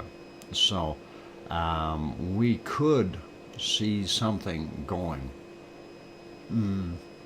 Yeah, it's lots of lava, and if Astia goes, it's going to be big. It will be big. The other one that had a quake recently and also is suspect of having some magma intrusion underneath it is Bardabunga. And Bardabunga is not too far away from Astia. So we could have 3 going on Iceland all at the same time. But, you know, it's again, we have to kind of take everything with a grain of salt. We know very well that volcanoes are super unpredictable. Even with Astia, it may just stop. You know, it may all solidify. It may all just go quiet. But I think there's enough magma underneath it that it's not going to do that. So it's a very likely chance that Astia will pop. Anyway, we are over at looking at our wonderful Merapi, and that is in central Java. And of course, Merapi, I don't know if it'll make us happy. Get it? Merapi, happy. Lenticular cloud on top of it from 7:49 a.m. and that was pretty neat. Let's see if we can make that picture a little bit bigger. There we go. And I mean, that doesn't look too bad. I don't know if that's going to help us any. But if we go back a little bit, there was a point in time where we could see, yeah, at 7:01 a.m. Kind of that is steam and tephra possibly coming out of, or gases coming out of the top of Merapi at that point. Prior to that, it had another lenticular cloud sitting on top of it. Very kind of neat looking. The mothership has landed again, and not sure what went on while that landing was in progress. There's another lenticular cloud earlier, so it kept on doing that. And I don't know if this shot here, yeah, at 4:55 a.m. we do see some little lava spatters on the side of the mountain, but I don't know if you know what it would have done there. Let's take a look right about here and see if we can see anything. No, I was going to say there was a light spot down here, but that's this a cellular tower. We do see a little bit more there at 4:45, and if we go back a little bit more, there was a little bit of a flow pattern there you could see, and that was pretty cool. But you know, that cloud is in the way, and we hate clouds. Hey, Kananaskis country, welcome, and good to have you on board. And so, I mean, at least we know it's active and doing a little bit of flowing here and there. Here's a glow point earlier at 3:49, but when we advanced that, we didn't see any lava come out like what we did. Well, maybe there is one a little bit. I didn't see that earlier. You can kind of see it. It's coming down the coulees or valleys that it's created. Oh yeah, sure, thanks. Put me back to where I wasn't supposed to be. 3:49. Let's leave that one alone. I'm gonna, oh, here, I think we found a little bit of bacon right about here. And you can see, looks like an upside down smiley or something. Anyway, if we advance that a little bit, we can see that there was a little bit more of a glow. And that was pretty cool, and we should be able to see a little bit of lava moving downward, and it was indeed. So not bad. There we go. So a little bit of a bacon there for Merapi, not a heck of a lot. I'm trying to go back here, see if we had any other visuals. Going way back to 2323, we did see a glow, but beyond that, if we go ahead again, I don't see anything popping out underneath it, unfortunately. So that one kind of is a downer. And of course, earlier when it wasn't erupting, oh, there's a little bit there. They switched the angles of the camera here, but still, you could see a little bit of bacon, not much, and that is pretty cool. And earlier, yeah, they switched it from this back and forth here. There you can see a little bit, and that is not bad. If we progress there, you can see some of the little lava flowing down. Unfortunately, nothing major. That was at 21:03 or 9, just after 9 p.m. their time, and very little activity as per se. Let's carry on, go to our next volcano, and we'll make this one smaller, go to here, and yeah, this is kind of what I thought. Mount Ruapehu there in New Zealand, not a very good visibility at all. Clouds, and more clouds, and oh, look, blue sky, right? Oh, hang on, I gotta fix that. There, you can see a little spot of blue, and that's it. The rest was almost bad. Well, you don't see it here either. You do see a little more blue, but it didn't help. And then when we get to here, that looks like a pretty nasty storm cloud, and you can see it's pouring rain off in the distance here. So yeah, that's it for there. I don't think, no, we didn't see anything at all. I'm going to leave that one be. We'll make that smaller again and go to our next thing, and that is the chart for Taupo, or Taupur, and there we go. We'll make that bigger. I refreshed it. You can see from yesterday to today, we did have a little bit of a tremor in there, some activity, but looks like it's gone back down to asleep. Weather is yucky in the North Island. Yeah, Gren Zed, I wouldn't doubt it. Thanks, Tom, for the 5-minute warning. And next shot here is, of course, there we go. That is in Taupo itself. You can see the caldera, that is the lake. You can see some paragliders up there from being pulled by the boat. And you can almost see to the back there where those clouds are. That is what we were looking at, and cloudy in the back, so you can't see Ruapehu back there, but this is the caldera for Taupo, and it is what it is. Yeah, blue sky here. Isn't that weird, Grenzed? And of course, this shot is courtesy of the Suncourt Hotel and Conference Center there in Taupo. And let's put that back so I can find it there later. Next one we want to go look at, of course, that was my trickery shot, and yeah, I'm gonna have to fix that wonky donkey so he can't figure it out. I'm gonna fix it. Let's see what we got here. No, that is not going to work. Let's see if we can get onto that screen. There it is. And there we go. So that's what we're seeing right now. If we go back up a few hours, and that is about 2 hours and 15 minutes ago, you can actually see Semeru. Semeru, of course, located in East Java. And that is what we've got going on there. If we back that up and try to see it at nighttime, there were a couple spots where you could see a little bit of lava, but nothing major. A couple little eyes there. looking out. And let's see if we make that a little bigger. There we go.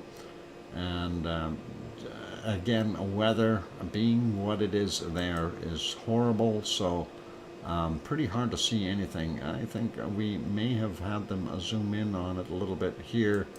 Let's see what that looked like. Yeah, they did try to zoom in on the top of the caldera. I don't know if they actually caught anything while they were doing that, other than some cloudy stuff. Oh, maybe a couple of little tiny spots. That's about it. So, yep, that's it for there. I don't think we can do anything else with that. I'm just trying to see if there was anything else coming out of that. So Semeru, a little bit quieter than what we've seen it in the past, less bacon, and that is kind of it. So let's put that back to regular screen, and we will go from there. And I got to remove a couple things here real quick. There we go, fixed it up. All right, so we'll leave it as that for right now, and I'm going to go take another break. And after the break, of course, we will get back to having a look at other stuff in Japan and go from there. So keep smiling. I'm going to put you back over onto our wonderful archived lava flow from our Siggy Fisher.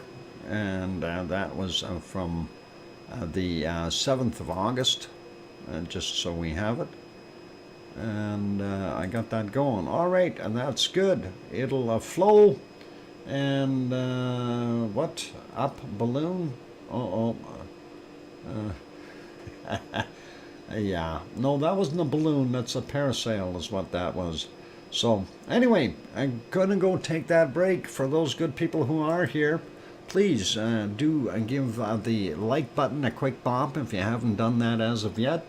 Also, if you are sitting on the sidelines and you have not yet subscribed, please do consider subscribing if you feel we've earned it.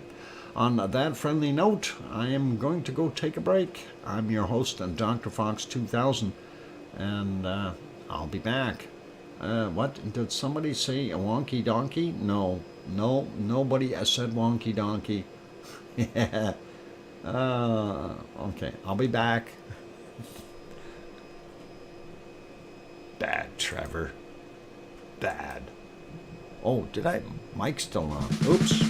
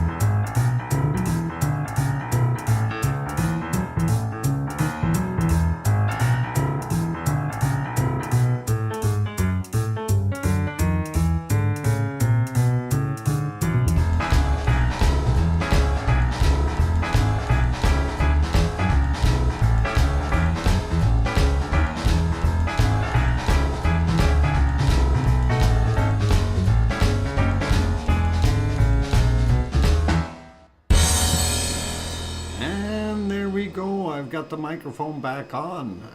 Was trying to figure out what the heck is going on there, and apparently all of a sudden the streaming software can't find the Boogie Woogie song that was loaded in the scene here. It just kept on going back and forth like a Cylon eye, trying to find it really quickly, and it didn't work. I had to reload that song. That's weird, and I couldn't adjust the volume either. I'm looking at it now, trying to wait for it to do its thing. Anyway, thank you for the welcome backs, and thanks to Full Circle Florida, and Kevin, and let's see, Wonky Donkey, nope, me not good. Trevor, he bad. Welcome back, Dr. Foxy. Yeah, it's that bad Trevor. Anyway, thanks Sue and Cananescus Country and Serotonin, and Sharon Stewart saying, I can hear you, Dr. Fox 2000, all good. All right, that is awesome. And I'll probably have to delete it again, and we'll see if it will respond after, if I can bring it up. I don't know, something funny going on, funny business, some shenanigans or something like that. Anyway, let's see what we can bring up, and I'm just trying to get to our next volcano batch. And let's see if I get to the right spot. I still have a bunch of others that are wide open here. I need to fix and make sure where is our Japanese guys. Oh, they're here. All right, I found my Japanese guys. And first thing to report is the ice cream boats are in. And there we go. Get your ice cream down at the dock. Both of them are there right now. That is awesome. YouTube selective memory strikes again. I don't know. I don't think it was YouTube. I think it's my software. It's been running for 3 or 4 days here. I think I need to turn it off more often. And that can cause problems. After a short little while, we'll shut it down after the stream tonight and reboot it and see if that helps out. It should for a while. Yep, Sue, it was shenanigans. The software has shenanigans. Anyway, let's take a look. We see off in the background here, that is of course Sakurajima, and it's still continuing to off gas quite a bit. Let's get a little closer here, and you can see that shot. I didn't see it doing much other than continuous gassing all day long, and so far, and it's 11:13 in the morning there. And when I go back even into the nighttime, it was still doing the same thing. So I'm assuming that we're going to see some very high SO2 levels in the area. And this was about the lightest it was during the course of the morning. We do see some birds flying around 7:13 a.m. and that is pretty cool. And if we go back a little bit further, the thing I did not see during the night is any kind of a lava or a glow of any type from the caldera, which is somewhat disappointing. But hey, it is what it is. There's not much we can do with it.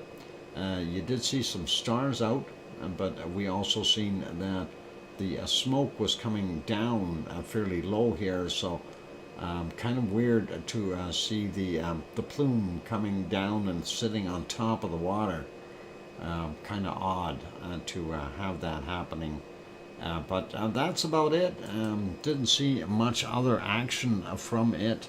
And our close-up cam, of course, I'm not going to work there very well because the smoke was heading right towards the camera. So we'll leave that guy be. Let's go over to our next one.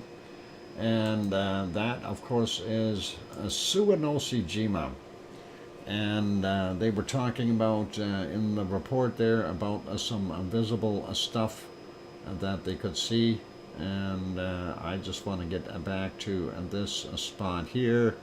There's a spot where we seen another eruption coming from it, and you can see from the far caldera, and it definitely was doing its thing. That is as good as it gets. Yep, 720 is all we can get out of that stream. And yeah, for those people who are looking for this stream, just so you understand, it doesn't come up when you type in Suwanosi-jima. You have to actually put it in Japanese to be able to get this one to come up. But that's what we were seeing coming out of it, and you know, it was doing its thing, and it's only doing 1 shot per second.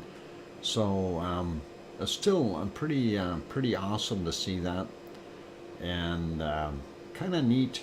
I like it. You know, a little on the slow side for an eruption, but it definitely was continuing to do its thing.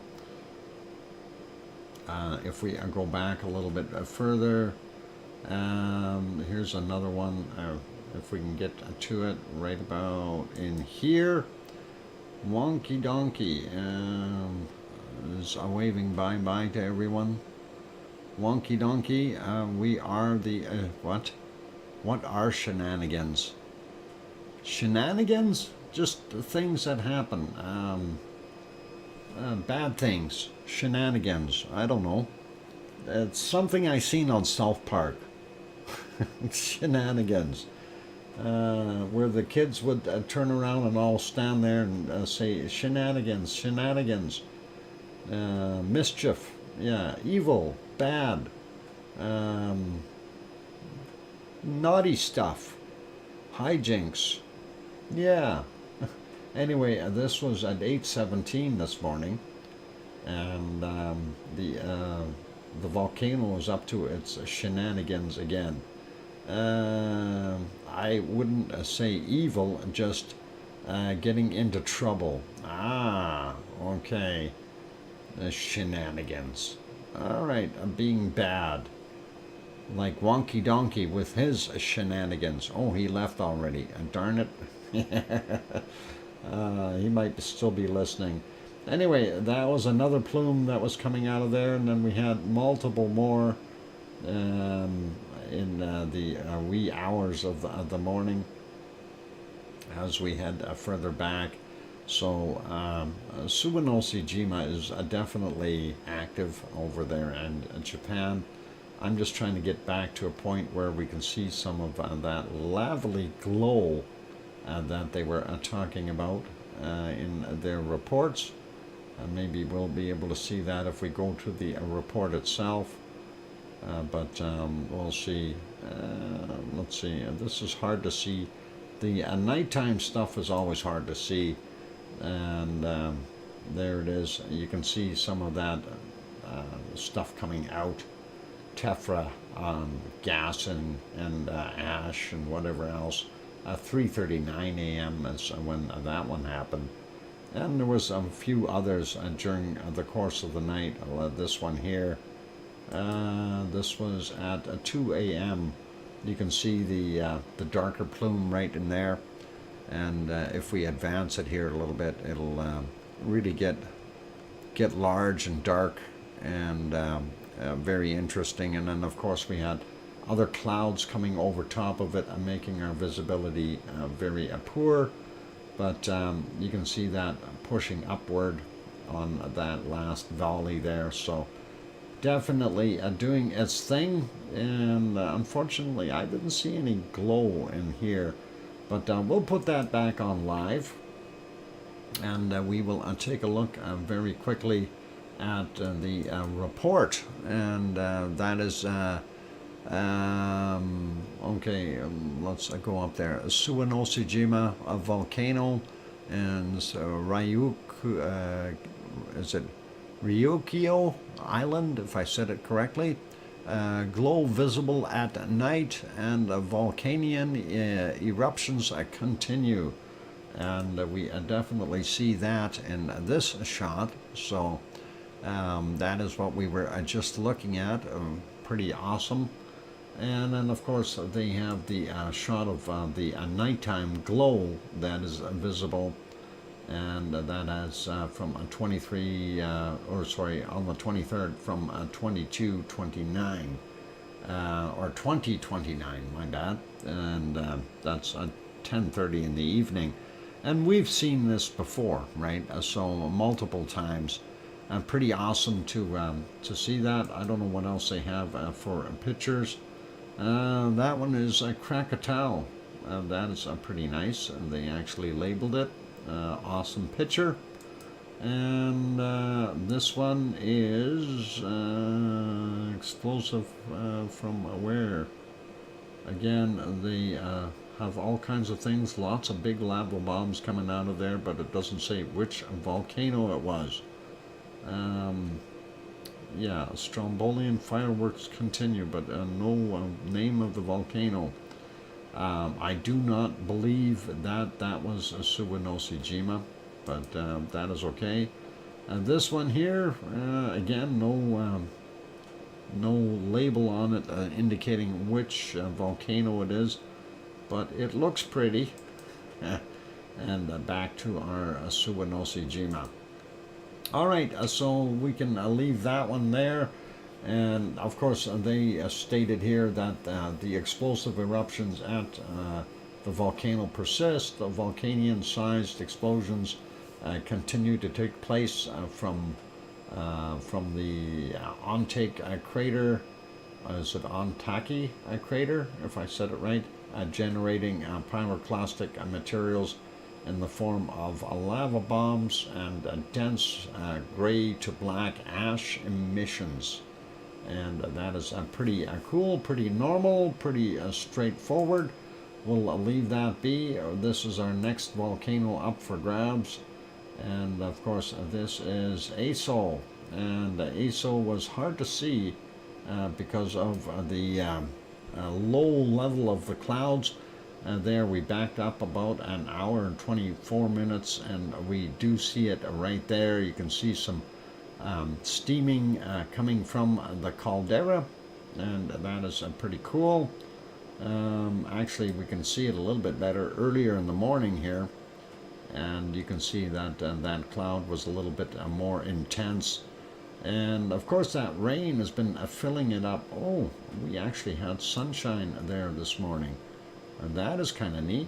There you go. A nice, our life giver star up there, and doing its thing.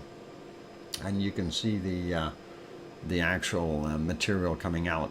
Wanted to go over the volcano report, and let's just get that one out of the way before the break.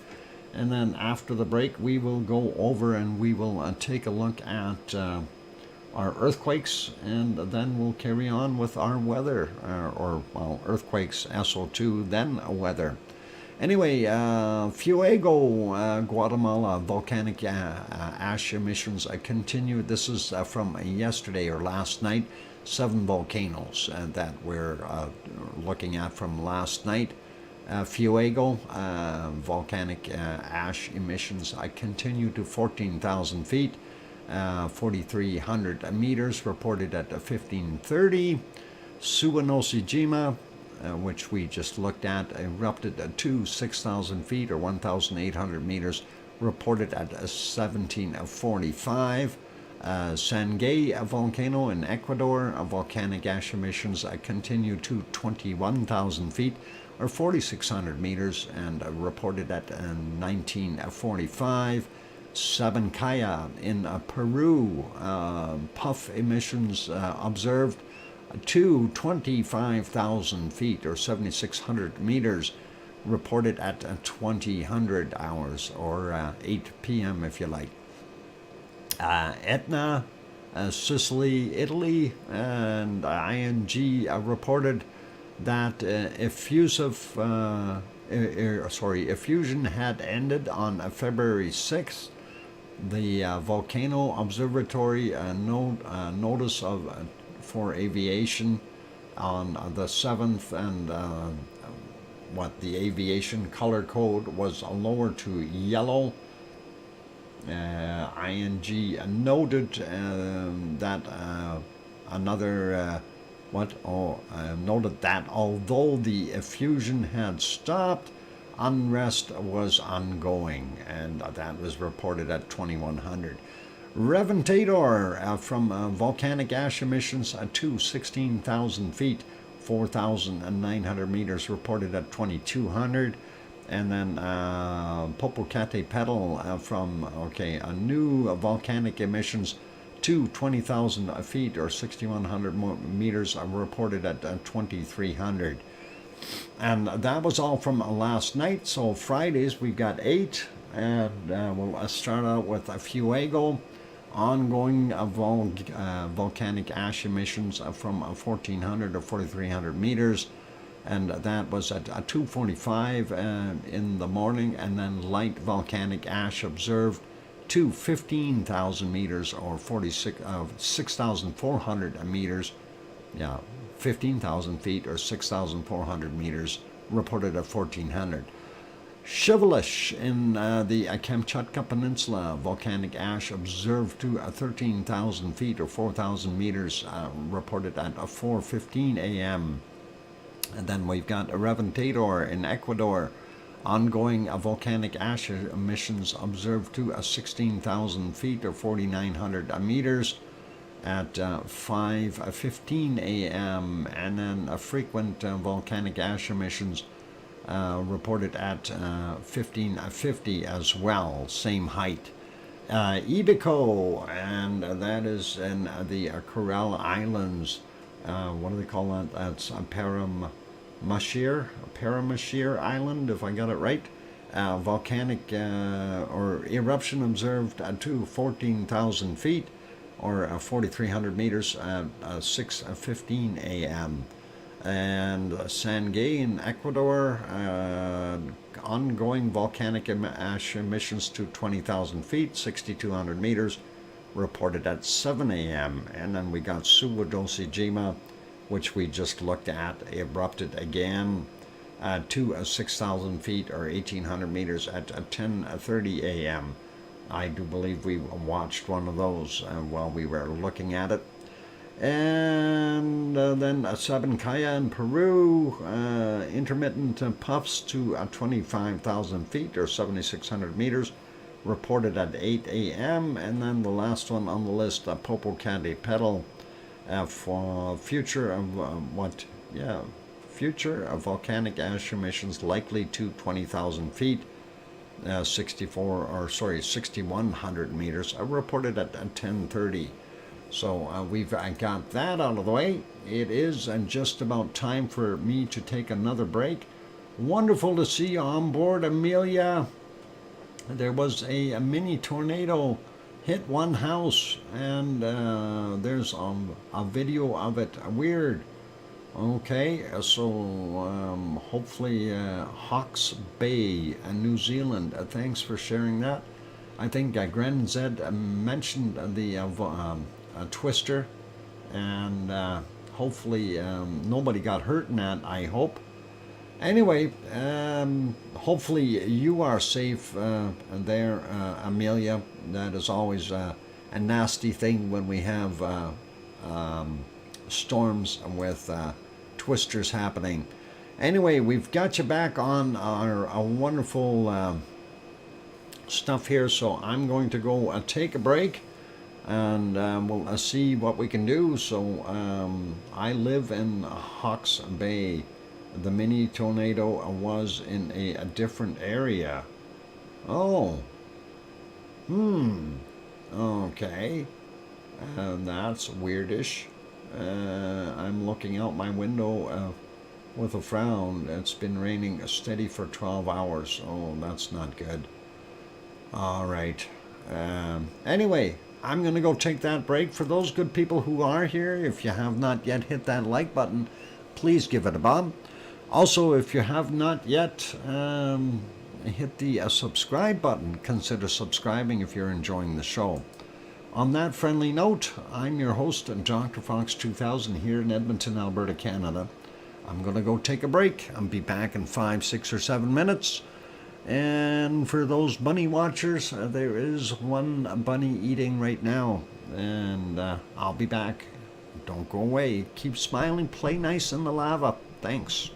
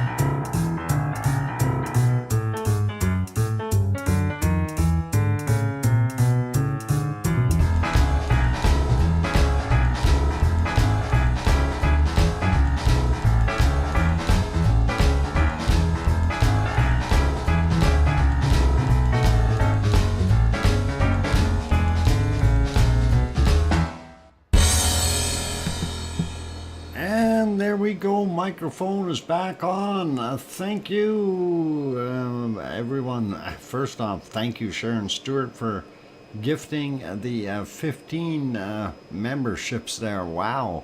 And 11 of those were handed out. I seen the first 10 went right away. And then Juice or Not, I got the 11th one there, and I haven't seen any additional ones, but that is awesome. And then also OneFish26 threw in the $5 super chat. Thank you, OneFish. I really do appreciate that, and that is awesome. And thank you for the welcome backs from, Kate also throws in a $5 super chat. Thank you very kindly, Kate. And I'm going to write that down as well. And there we go. Kate, Crush, got it. Thank you very kindly, Kate. Appreciate that. That is awesome. Thank you, everyone, for the welcome backs from Sue. And I hear you, DrFox2000, from our wonderful Sharon Stewart. And thanks, Kananaskis Country, and Kevin Haynes, and OneFish for the welcome backs, you guys. That is awesome. And wow, that changed things fairly nicely there. Thank you very kindly, everyone. I do appreciate that. And hopefully that'll make for a good month for some of those good people that ended up getting those the gifts. I was surprised they went as quick as they did. That looked awesome.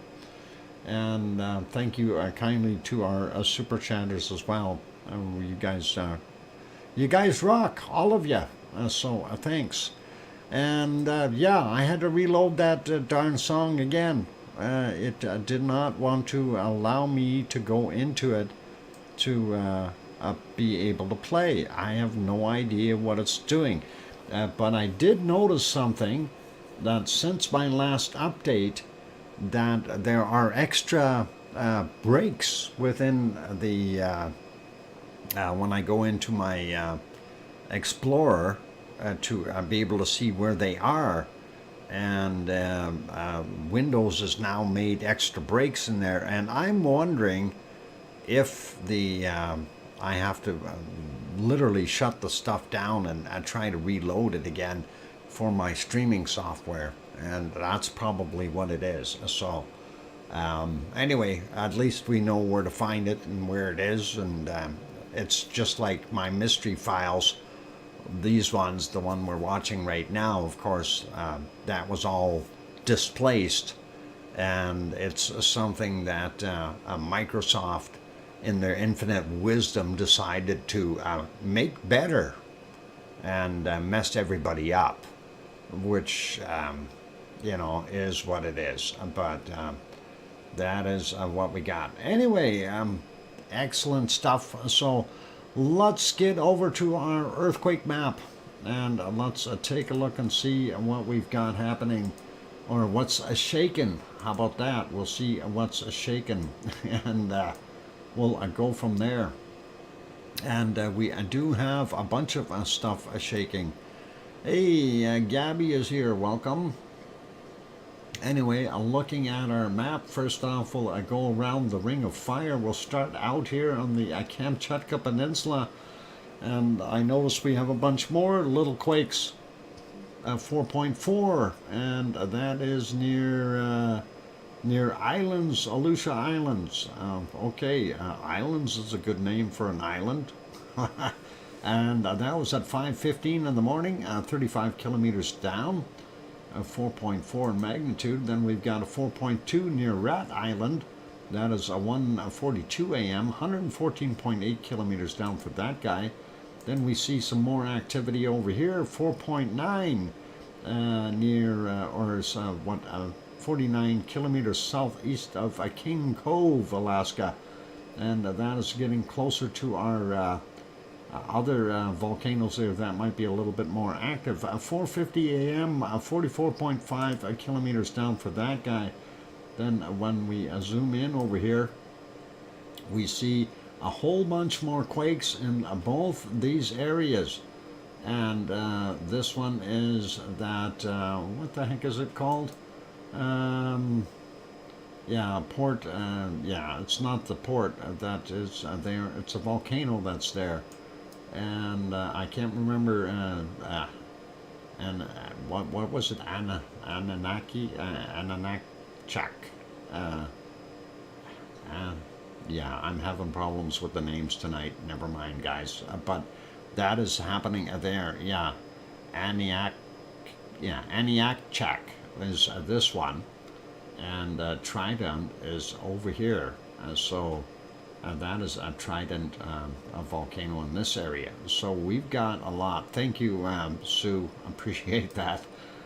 So a lot of shaking going on in both those areas. So we may see something. And that 4.9, of course, quite interesting. Then we had a bigger one buried underneath here too, 4.6, Port Graham, Alaska area. And 1500 was the time on that, 38 kilometers down. I did check this one earlier, no tsunami. They did have some other ones there, 2.3 just recently, another 2.3 and another 2.2. Not going to bother with reading all of those, but that is happening up there. So definitely working on my spelling of volcanoes. Yeah, some of them, Sue, some of them are harder to spell, some of them are harder to say. So it is what it is. This one says 2.5. That is actually not too far away from Eureka, and the other place here, this Ferndale area. So that's what we've got there, 2.5, 1402, 14.3 kilometers down, and that is of course a subduction zone. And we slide down, we don't see anything else until we get down here to Mexico, 4.1. And I'm not going to try that name. Or maybe I will. Is it Paihuamo? Paihuamo? I don't know. No entiendo, amigos. That one was from 2028 yesterday at 95.9 kilometers down. And we continue on. We go all the way down into the Chilean area. This one is a 4.4 from yesterday at 2312, 127.7 kilometers down. And then we've got this one. This is, what do they call it? 114 kilometers west of San Antonio de las Corbas, Argentina. Oh boy, I need to rest. 8:59 a.m., 195.6 kilometers down. I put in Pacaya and autocorrect and made it yeah. Oh boy. Auto incorrect, it's wonderful, isn't it? Anyway, we don't see any quakes on this map on New Zealand, nothing new anyway. We do have that one on the South Island, that 4.6 from a couple days back. Next one up, we have a 4.8 Kermadec Islands or Kermadec Ridge area, and that's at 7:57 a.m. my time, and 10 kilometers down from today. Solomon Islands up here, or Papua New Guinea, well, pretty close. 4.9 yesterday at 22:25, 144 kilometers down for that guy. And we don't see anything on Java, but we do see one just off of Sumatra, and that is a 4.9, and that is from 1908 our time, and that is 61.2 kilometers down. And just to give you a little bit of an idea, this is Krakatoa over here. So that is really not that far away from Krakatoa. And you can see the distance here. And I'd say that's maybe about 60 kilometers or so. So it gives you a little bit of an idea on where it is. And nice juicy fruit. Oh, I haven't had juicy fruit for a long time. Another 4.9, and this is Laikit 2. Indonesia, what a name. Anyway, 10:28 is the time on it, and 39 kilometers down for it. We do see this one out here, 5.0, and that is the Mariana Islands area. Basically, I guess that would also be the Marianas Trench. It's those big krakens coming up from there. That is one of the areas right there where it's the deepest parts. This is actually from here. This is the deepest places on Earth as far as the ocean is concerned. So, yep, that's a kraken coming up. You don't want to be anywhere near there when they come up. And anyway, looking over here in Tajikistan, we have another 4.3 on the stack where we've had all those other ones. What? What? Oh, Mongo Yama? No, Mongo Yama. No, 4.3, and they're in Tajikistan from 1332, and that is 13.1 kilometers down, and that is just to confuse me. 13.2, 13.1. Anyway, more quakes in our Turkish area and stuff. I just want to go on to the street maps here for a minute. And of course, I've got Gabby is there. Gabby, did you see or feel this one? That is a 4.2, and that was from 13:10 our time. So that would have been about let's see, about 9 o'clock your time, or 8 o'clock your time. 8 o'clock this morning. Did you feel that quake, Gabby? Because you're down in Beirut, that's not that far away. So that's kind of what I figured. No, Doc, I didn't. I was asleep. Okay, no worries. All right, then we also have a 4.2 there, and that is in that same area, the Antakya area. Wow, close. And that is from 1812. And we have this one, kind of same area again, from 42 minutes after. No, hang on. That is 46 minutes after 10 p.m. our time.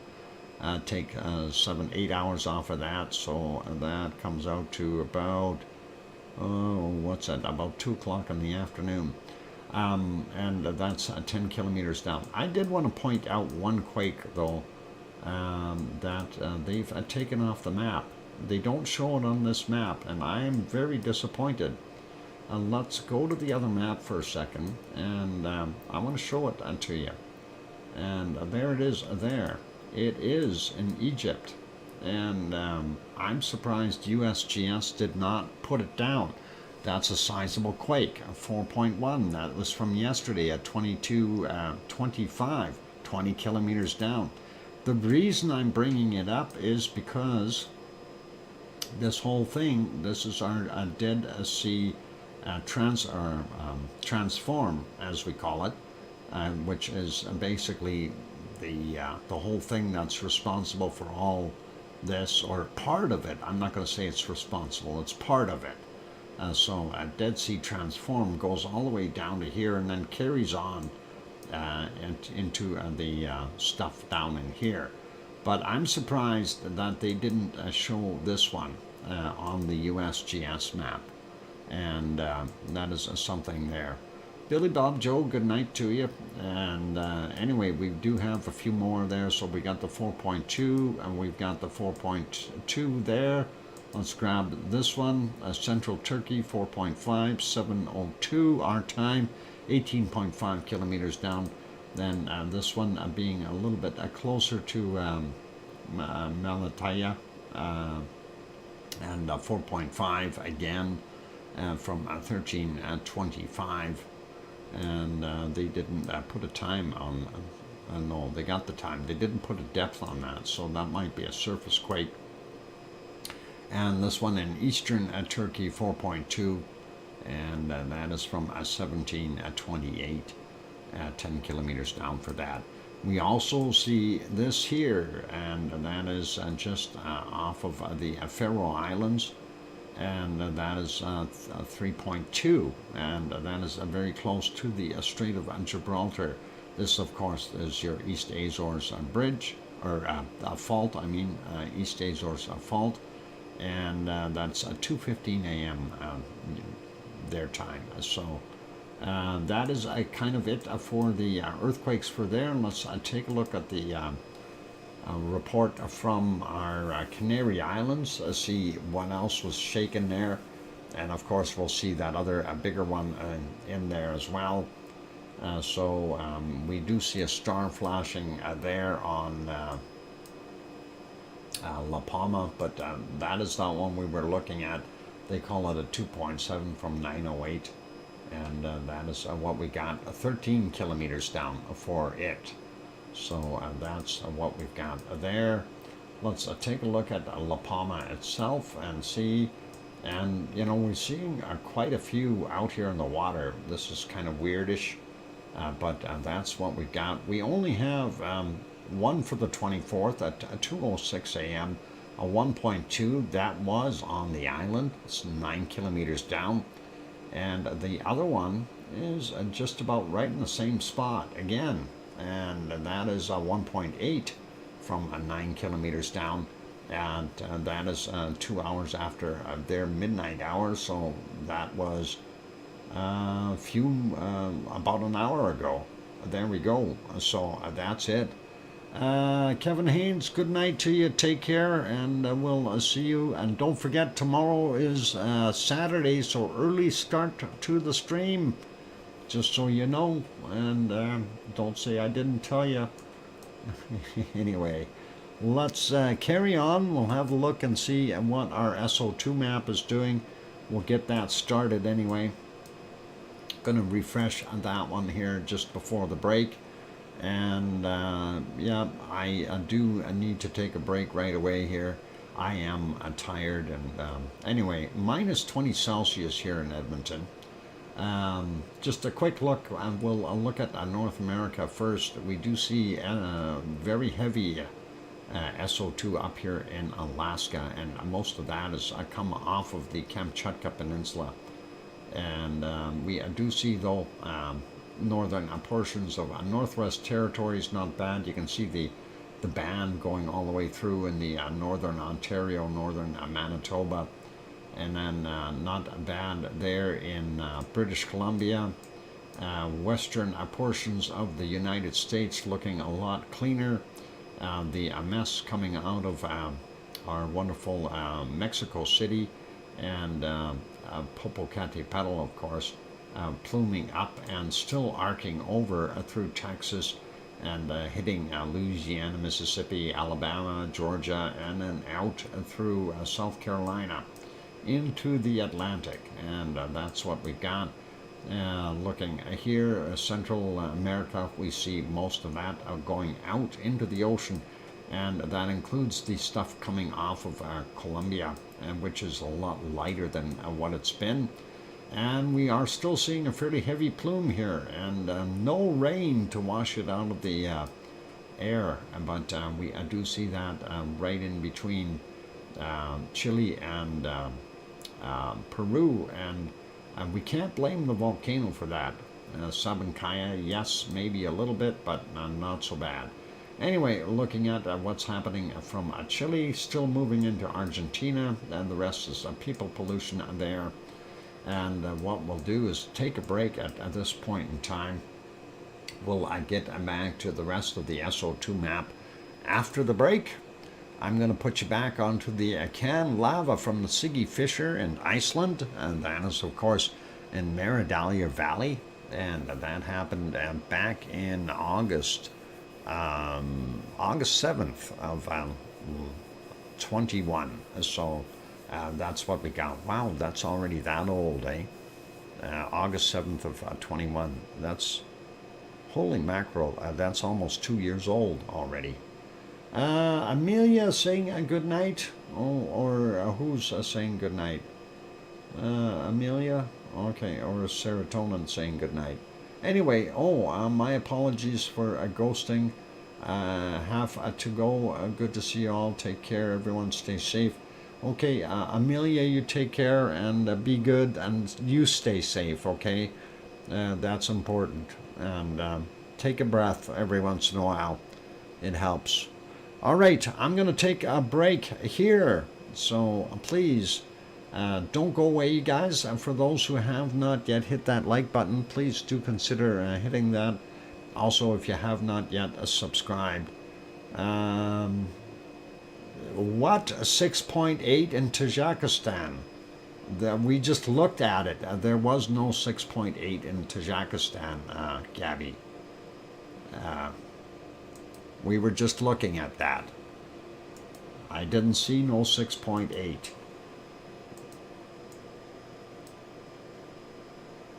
Where? A new one. Where's the new 6.8? We don't see one. We have a little guy that's a 4.3. Where's the 6.8 you're talking about? The one from last week? You gotta quit doing that, man, or I'm gonna ban you. I'm serious. You know, if you haven't got current information and you keep doing this, I will throw you out. I'm serious. Because all you're doing is stirring up trouble. And I've got no tolerance for that. All right, Gabby? Just so you understand that. And I forewarned you in the other channel already. What you're trying to do is instill fear on people. And that is unacceptable. All right? Absolutely none of that. You do it again, you're gone permanently. Anyway, sorry guys. It just irks me and frustrates me when people do that. There is no 6.8 that happened right now. And we're already, a week away from what it was. It's just nonsensical stuff. Anyway, I'll be back.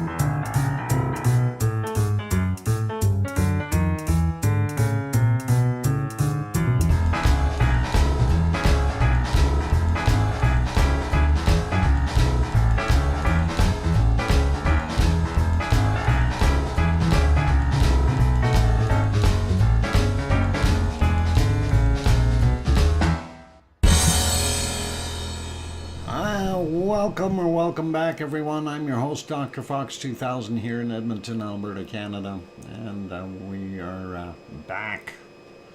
I'm surprised that my song actually turned on when I turned it on. So, anyway, yeah, thank you, Sue, and Serotonin, and appreciate that. And sorry, guys, for getting upset there, but it's just, you know, it's the same thing with, you know, when people tell me that the Mediterranean Sea has dropped by 15 meters in sea level, and apparently none of the world news agencies have noticed it. You know, it really makes a guy wonder what kind of stuff is coming out of some people. So, thank you, Kananaskis Country, and Sharon Stewart saying, I hear you, Dr. Fox 2000. Yep, I did play, and we'll see if we can get that going again when the time comes. I'm going to turn it back off and see what happens for the next round. Yeah, it gets a little frustrating sometimes, and I do apologize to all of you. Anyway, we were looking at our SO2 map.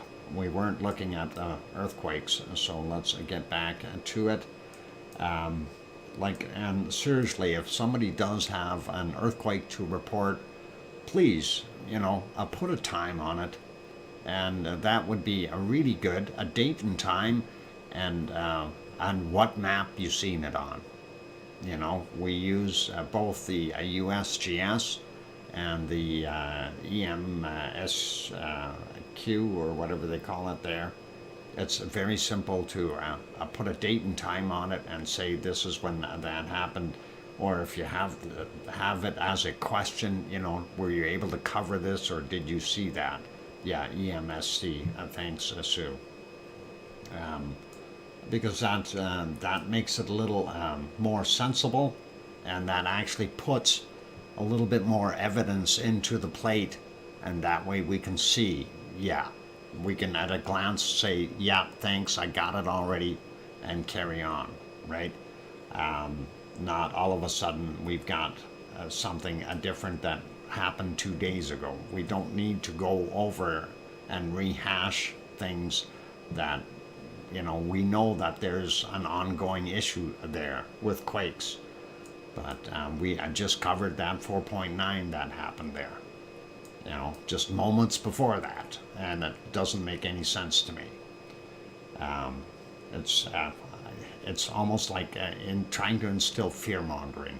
Anyway, let's carry on here, and we really hate fear-mongering here.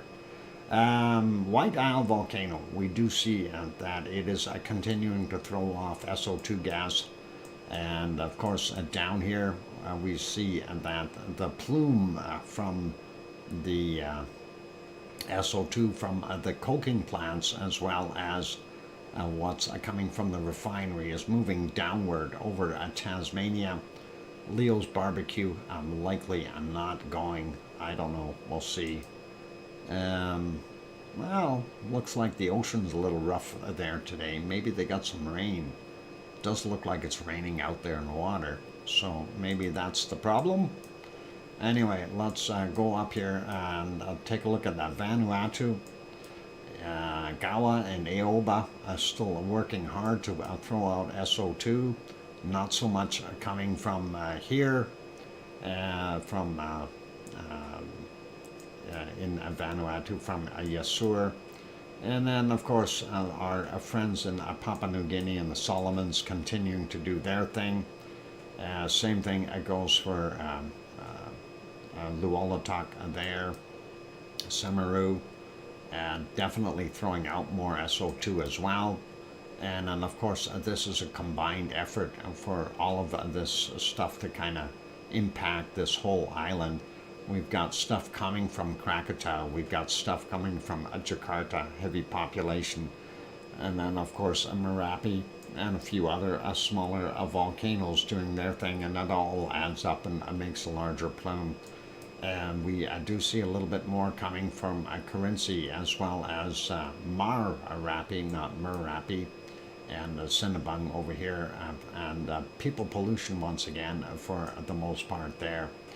Also looking here, Ibu and Dakono still working away, and still seeing more from Mayon and Bulusan, as well as a White Isle volcano right in, sorry, a Taal volcano, I mean, right there. And of course, we've got Manila and everything else adding to their plume.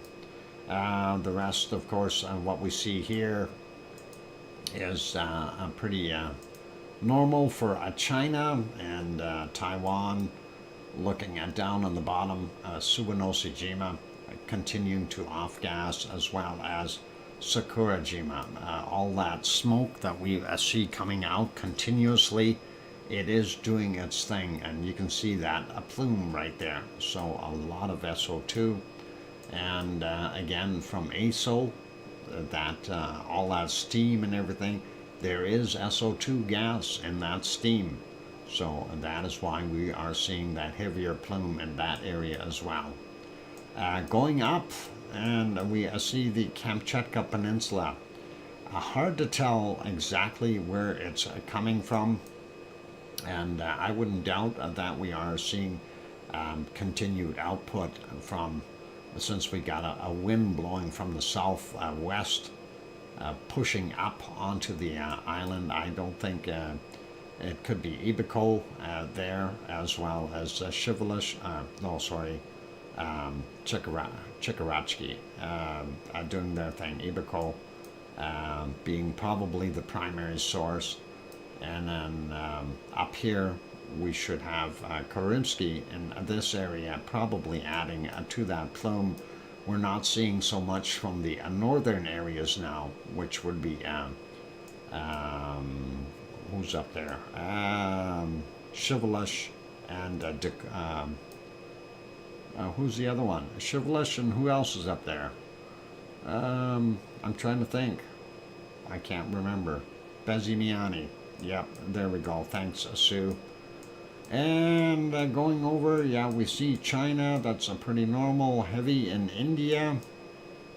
And then we see what's continuing here in South Africa from the gold mines. And of course, DR Congo still doing its thing. Urta Ale looks like a little bit more visible today, so likely a little bit more SO2 coming out of it, but not that much. And we also see what we got here from the refineries. You know what we missed? We missed doing Hawaii with our earthquakes. We'll get to those in a second. And I can't spell or pronounce most of them. It's Bob. It's just as bad as your name. If I say it backwards, I do apologize, Bob. Oh, hang on, I said it backwards again. Anyway, Mount Etna and Stromboli and those guys, and Volcano and this area, not bad.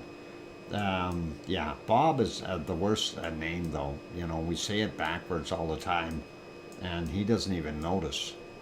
But it is what it is.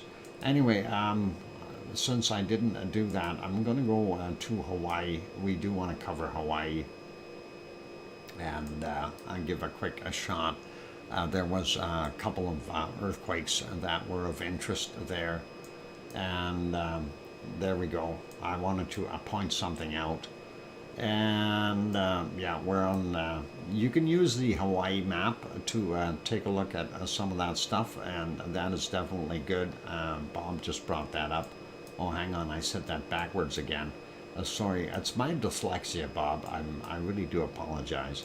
Anyway, looking over here, we don't see anything on Mauna Loa. We see a whole bunch in Kilauea.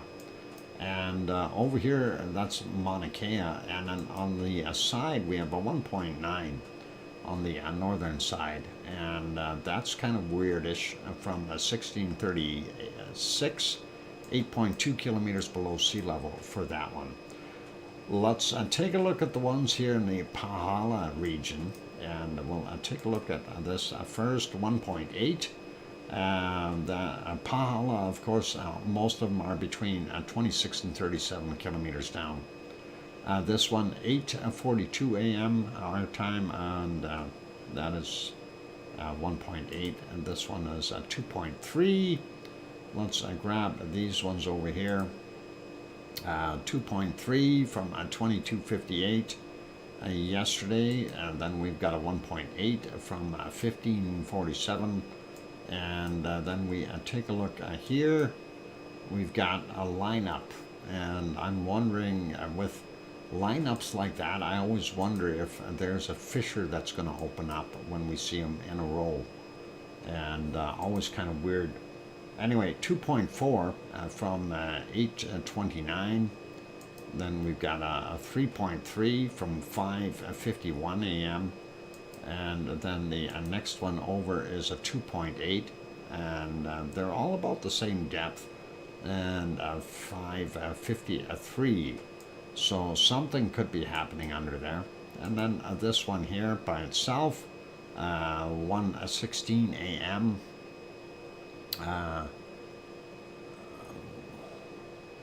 Who's backwards? Oh, no, I just call him Bob. You know, Bob backwards. Yeah, okay. Anyway, Bob is Bob. November, yeah. Yankee, Oscar, Bravo, Delta, November, Charlie. We got it. That's all back. Back on track, yeah. Anyway, 2.01136, 2.01102, and a 1.8 from yesterday at 23:48. Then we got this one here, 1.8, and that one is a little bit deeper, and that was from 6:21 a.m. We do see this one up here suspiciously on the side of Mauna Loa, 2.1 from 1738, and that is 7.8 kilometers below sea level. And remember, we haven't been seeing any earthquakes there at Kilauea for a while. Well, take a look. That's the last one we had seen. That's 4 days ago. So nothing, and then all of a sudden we got a whole swarm of them. 1.6 from 1241, 6.3 kilometers down. 1.7 from 1340, 8.5 kilometers down. We've got a 1.6 from 1506, and that is also 8 kilometers down. Then we got these three in the caldera, or underneath the caldera, better yet. That is 7:30 a.m., 6.4 kilometers below sea level, and that is a 1.7. Then we got a 1.5, 7.3 kilometers down from 1312, and a 1.7 from 1431, 7.8 kilometers down. On the other side of the caldera, we see a 1.6 from 1133, 8.2 kilometers below sea level, and a 1.8 there at 1401. And that is interesting. I'm wondering if we're going to see a little bit more lava pop out of there, or something, a change. Yeah, C&D boy knows his phonetics. And Lima, India, Zulu, Oscar, India, Delta probably knows his phonetics as well. Anyway, let's leave that be. Getting back over to the other map set, and we'll go back to that, and we've got that sitting there. No, dog is not Abel, Baker, Charlie, dog. No. I know old one Oh, okay, old.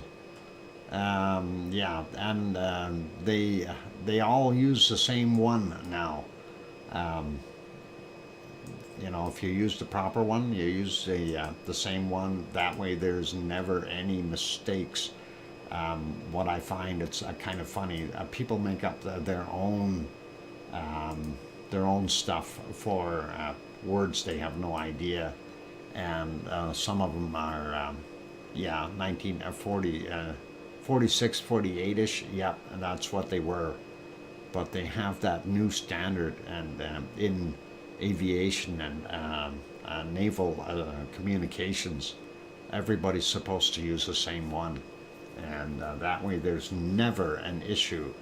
And when you have the letter M, it's always Mexico, and when you have the letter Z or Z, it's always Zulu. That way nobody can ever mix it up, as rather than saying able for alpha, you know, and alpha is always the way it is.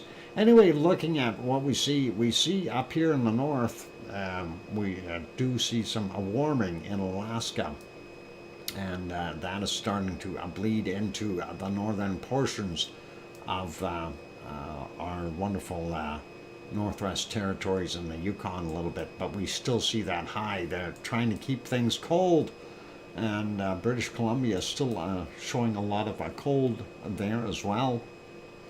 That is supposed to break over the next few days, so we see about -2 to about -5 there in Vancouver area. And Bob, and I'm sorry Bob, I said it backwards again, but Bob's about 2 or 3 degrees below freezing. Big snowstorm coming tomorrow for me. Okay, all right, Bob. And minus 22 degrees here in Edmonton. Calgary is just starting to get a little bit of a chinook, and they're warming up. They're only minus 15. Looking at Kananaskis countries, Swift Current, he's at minus 23 right now. Regina coming in at a minus 24. Winterpeg, minus 23. And we see the other areas here for Judy M about minus 23, 24 as well. And looking at what we got here in northern Ontario, that nasty high, Thunder Bay about minus 16. Looking at most of northern Ontario is just not looking good. Quebec is not looking good. We do see here minus 12 in Toronto, London minus 12. You get down here to Detroit, you can see where the cutoff line is. It's a lot better, minus 4 there. And Tom and Pepper at about minus 3 right now. And of course you get up here, and Henry Nelson is going to be a little on the colder side at about minus 8 degrees. And sliding over a little more, we see Montreal minus 16, minus 18 there in the Quebec and the St. Lawrence Seaway, anywhere down to about minus 25. Northern portions of what we see here in New Brunswick, very cold, minus 22, 23.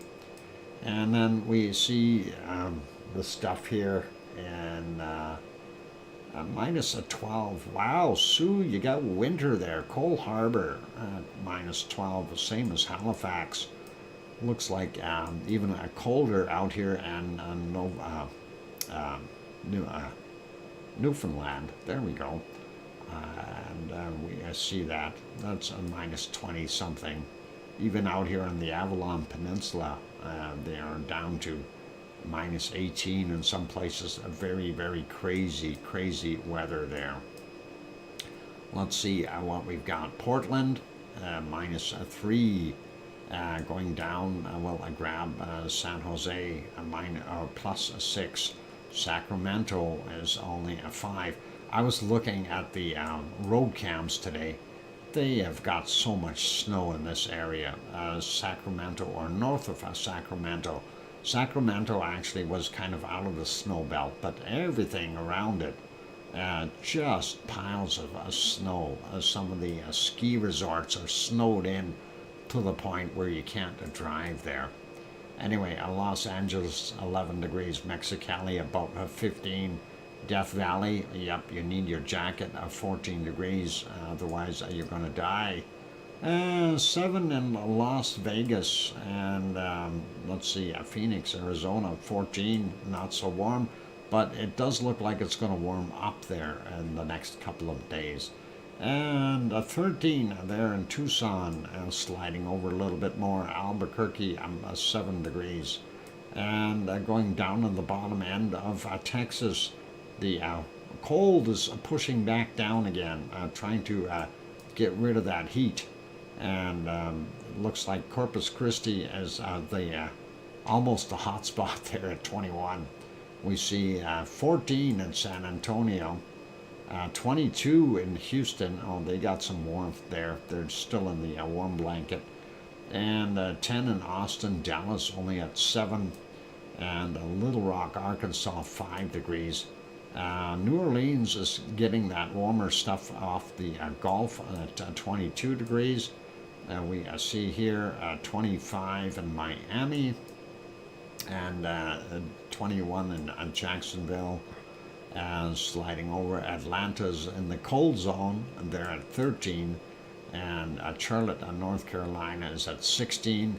Grandma B's house about 15 degrees right now.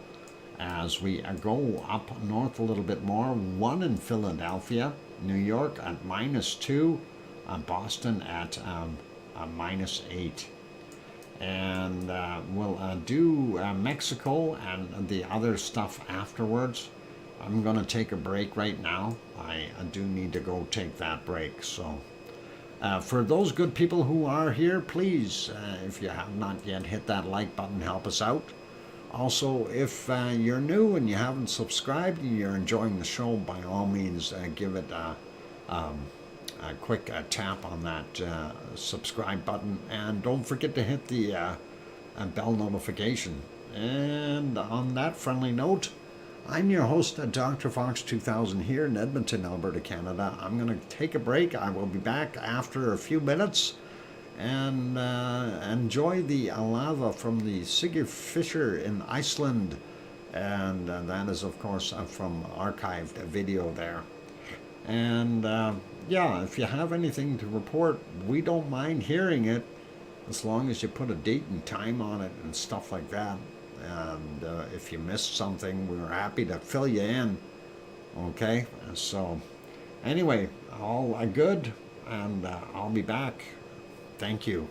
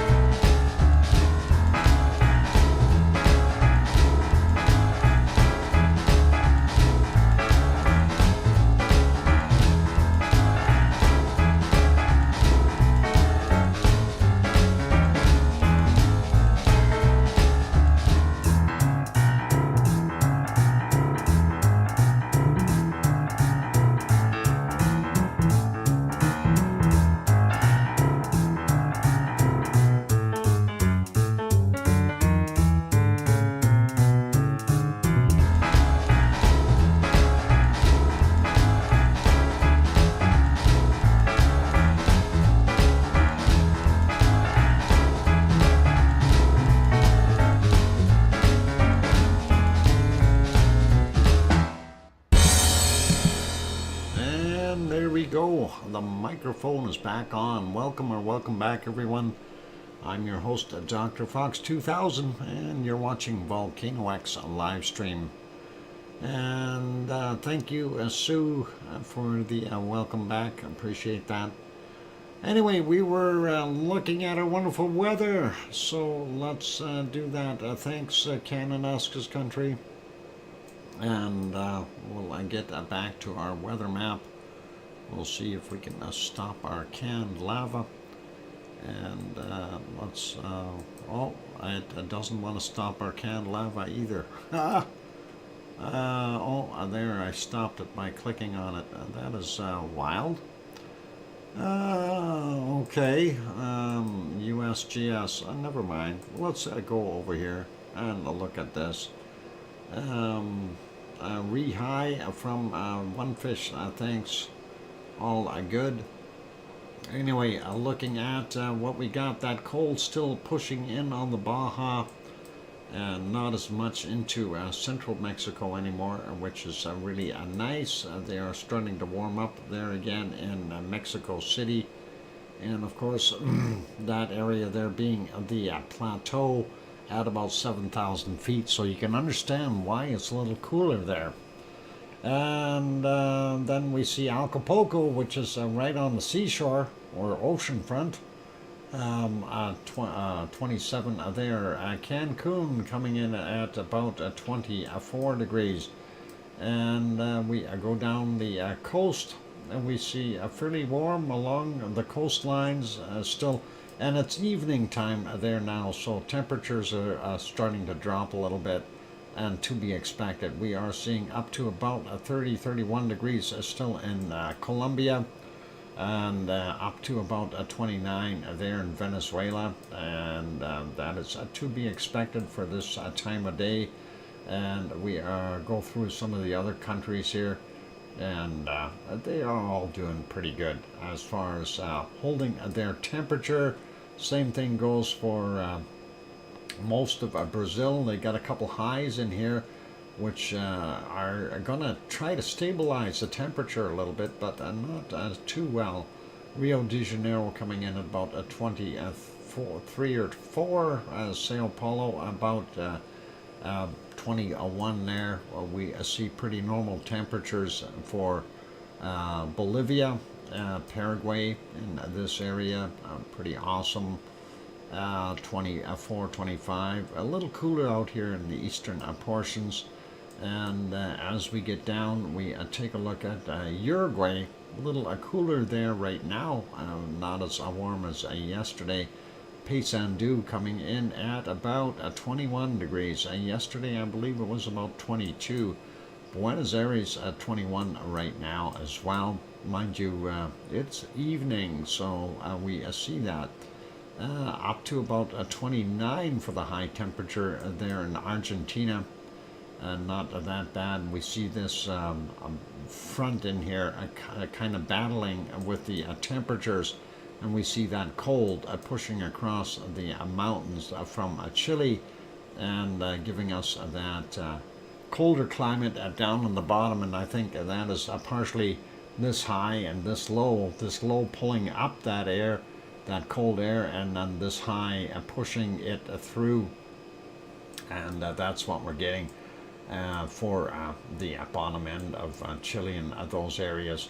And of course South Sandwich Islands is going to be horrible with another low sitting there, and they've got all kinds of Arctic circulations from this low, so I hope that their weather is okay. And looking over here at New Zealand area, we do see it's turned into a high here. There'd be a high sitting in here and a low sitting on top of the North Island, and that's kind of what we're seeing there in circulations. And of course we have all that rain coming in there as well. We'll see that in a bit. And bottom end here about 20-21 degrees in some spots, not so bad. Christchurch only at 17 right now. Wellington 17, and almost looks like we got a double whammy low here. still dumping all kinds of rain there into New Zealand. They've had enough. Stop, Mother Nature. 22 in Auckland, and about the same up on the peninsula. Looking further over here in this place, Tasmania, well, you can see that cutoff line where that sharp cutoff is here, and of course that's a low sitting in here, and that is creating that ridge. So Hobart is sitting at 29. The western side, though, they're down 21, 22, and those types of degrees, and the eastern half up in the higher temps. Leo's Place, 29 degrees today, and we see again, here's a kind of a cutoff point where we see that a cooler temperature pushing in, and we see a 20 in Adelaide. That's a lot lower than what we see on the other side, and 24 in Sydney, and going up to Brisbane, beautiful at 27, 28 degrees for our wonderful Oz. And looking in the outback, or out in the inback? No, how about in the outback? We see some of those higher temperatures, but for the most part, it looks like it's cooled off a little bit. We're not seeing the 40s or 41s. We're seeing 38 is about the highest place there. So that's not so bad. You notice this is a lot cooler. And again, that is the circulations here. It looks like you've got a low sitting here, pulling air this way, but you got a high sitting here pushing that cold air back up. And that's exactly what is going on there. So we've got about 26 in Perth. And yep, outback still quite warm. Fiji, 29 today. They've got a circulation happening right there as well. That's probably stormy weather. And a little cooler by about a degree there in New Caledonia. Vanuatu looks like they're pretty much normal. And Papua New Guinea area here pretty good as far as, woo, they've got some hot spots in here. 34, 35, and almost as hot as Australia's interior. And then some places here in eastern Indonesia at 34. That is pretty warm. 33, 34 in those islands. Moving over, you see all of them. Looking at what we've got here. Bali and places like that, 20, anywhere from about 24 to 28, 29 degrees. Looks like Java is starting to really cook, and they are seeing 28, 29, 30 in some places. So very awesome temperatures for them. Jakarta at about 27, and going up into the Sumatra here, we see some pretty good temperatures, 28 for the most part. Not so bad in the other places, all pretty steady.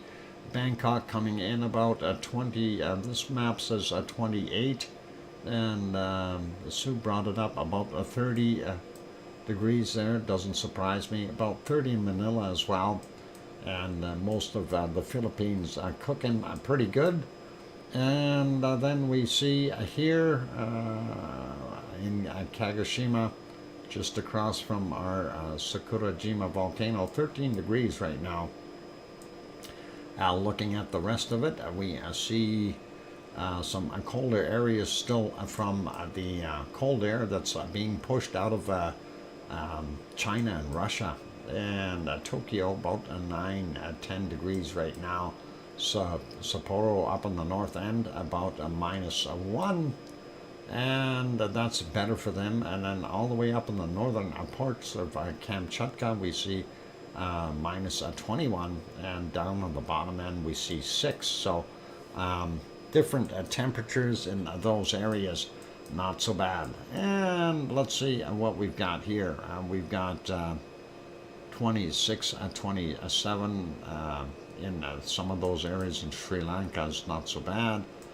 going up a little bit more. We do see some warmer areas again, 17 in Delhi right now. So they are starting to warm up a little bit. And the Indian Ocean, of course, we still see this Anila,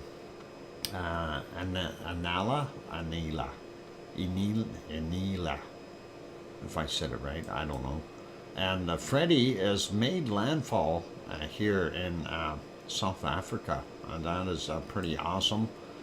Cape Town, about 16 right now, and of course they've got a high sitting here as well, bringing that cold air up. And that's not very nice of that high.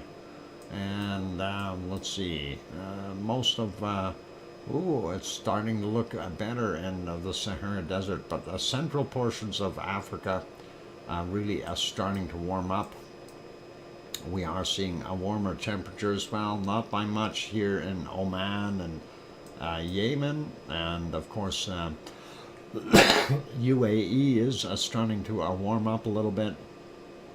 And then of course here in Saudi Arabia, it is warming up as well. And going up, we do see Tel Aviv coming in at about 13 right now. Baghdad made it to 10. Cairo is at 10.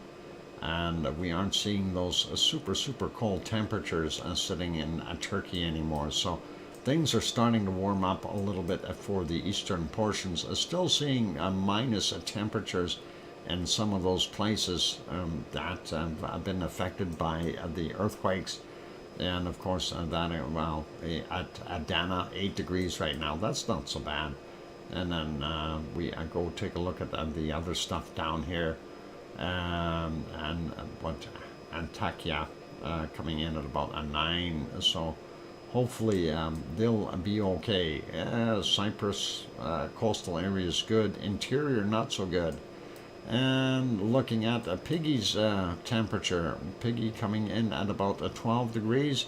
It says 16, 15 on the map here. I don't know. The map seems to be off a little bit. I wonder if I refresh if it'll help. And no, it still put it to the same time frame.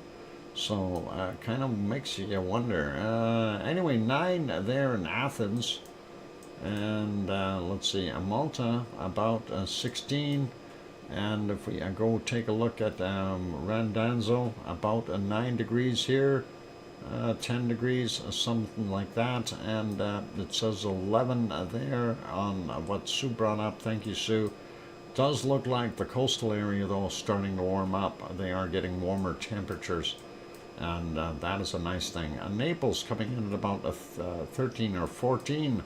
Rome a little warmer, 11 today, and looks like Milano still well 9 degrees, not so bad. Let's go over to Spain. Looks like it's still quite cold. Same thing with we got 8 degrees in Lisbon and 1 or 2 there in Madrid. Aurelio's house -1. Brr, they're still getting it. And looks like southern areas of France are still quite cold as well. Warmer in Nantes, and then Paris up here at 5 degrees. Take a quick look here. Munich 1, and of course we've got a 3 in Frankfurt. Cologne coming in at a 3, and about a 2 or 3 there at Yvonne Kunkel's house. And we see 1, 2, or 3 down in Luxembourg, depending on where you are, and 3 in Brussels, Belgium, Amsterdam coming in at 4 degrees, and that is about the same as most of Holland. Some areas a little cooler. 3 in Berlin, 4 in Hamburg and Germany, going up to Copenhagen. We see 1 degree, and Aarhus at 0. And that's about very close to similar temperatures in that entire area. Let's go up here to Oslo, -2, and Stockholm, -2. St. Petersburg, a little chillier at -6, and Moscow, a bit better than what they had yesterday. They were at -12 yesterday. It is now -3 there. So not bad. Going over to London, seeing 3 degrees. And the wind, of course, coming in from the north, which is a little bit different. They're not getting that Gulf Stream flow pushing up. So definitely colder for them. And 3 in Leeds, about 1 in Glasgow, Aberdeen about a 3, and Dublin coming in at about a 4, and then of course the Irish Monk area about 4 or 5 degrees. And thank you, Sue. And let's check one more place, and here they are getting the warmer air pushing in from the Gulf Stream. And there we are, Reykjavik coming in at about 7 degrees right now. We'll see what the map says. Exactly that, 7 degrees. Excellent. So that's what we've got there. And look at the temperature difference there in Greenland. Holy mackerel, that almost looks like it's warm. It's all going to melt. Anyway, precipitation really quickly. And we see, the west coast of just north of Vancouver Island on up. We see a lot of rain and snow, and snow going into the interior and all the way into Alberta. A little bit of snow up in the Northwest Territories. Yesterday, that area that was so nice and warm for those people in Alaska is now getting piled with snow and sliding over. Looks like Winterpeg area getting some snow. Actually looks like some snow in the bottom of Saskatchewan as well, not much.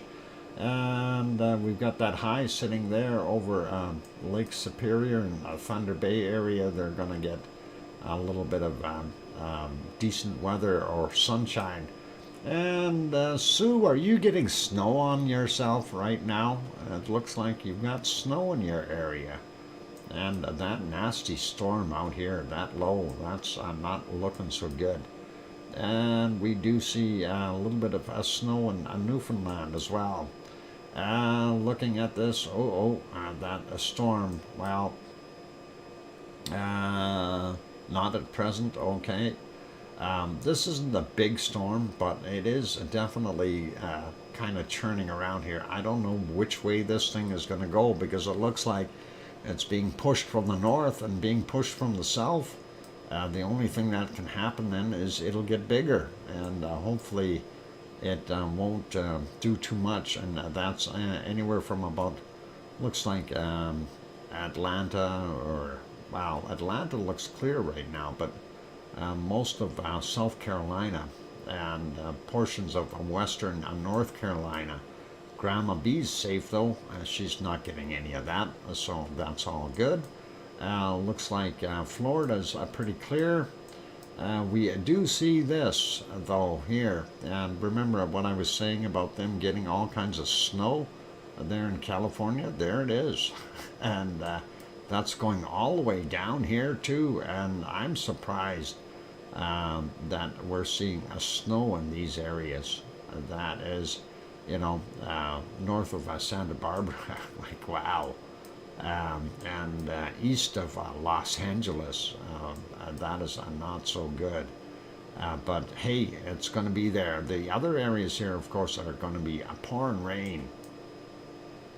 And you know how the old saying goes, it never rains, but it pours. Central America, not bad. South America, we see the rainforest, not that bad. We do see the areas around here, Sao Paulo area, getting some rain. We do see Peru and Bolivia, some spots. There's nothing in Paraguay.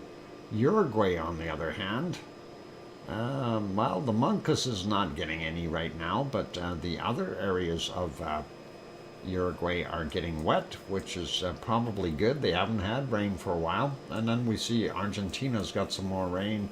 And of course down here on the Chilean coast, lots of stuff there. And we see the South Island, not too bad. North Island getting more rain, and New Zealand does not surprise me. And looks like Tasmania is setting up for a storm. That circulation here is going to push that right over top of them. Same thing goes for what's going to happen to Melbourne. And Leo better get his umbrella out. Looks like Brisbane is possibly getting some rain showers right now. A little bit of rain in the outback, central areas as well. Stormy stuff in the north though. And then we see that going through all these areas. So Fiji and Vanuatu's southern, southeastern side. Papua New Guinea is getting nailed. And then of course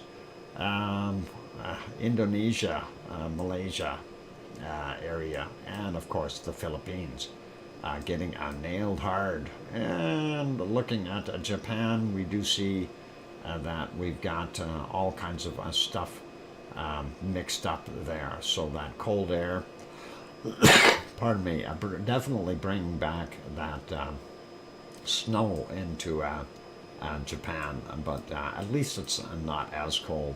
And looking here, Kamchatka Peninsula getting more rain, sliding over a bit more. No rain in India, very little in Sri Lanka. And then of course we have those two storms. We've got this guy here and Freddie over here. Freddie is, I don't know, typically when a storm hits land like this, that storm will die out. I'm surprised it's still going.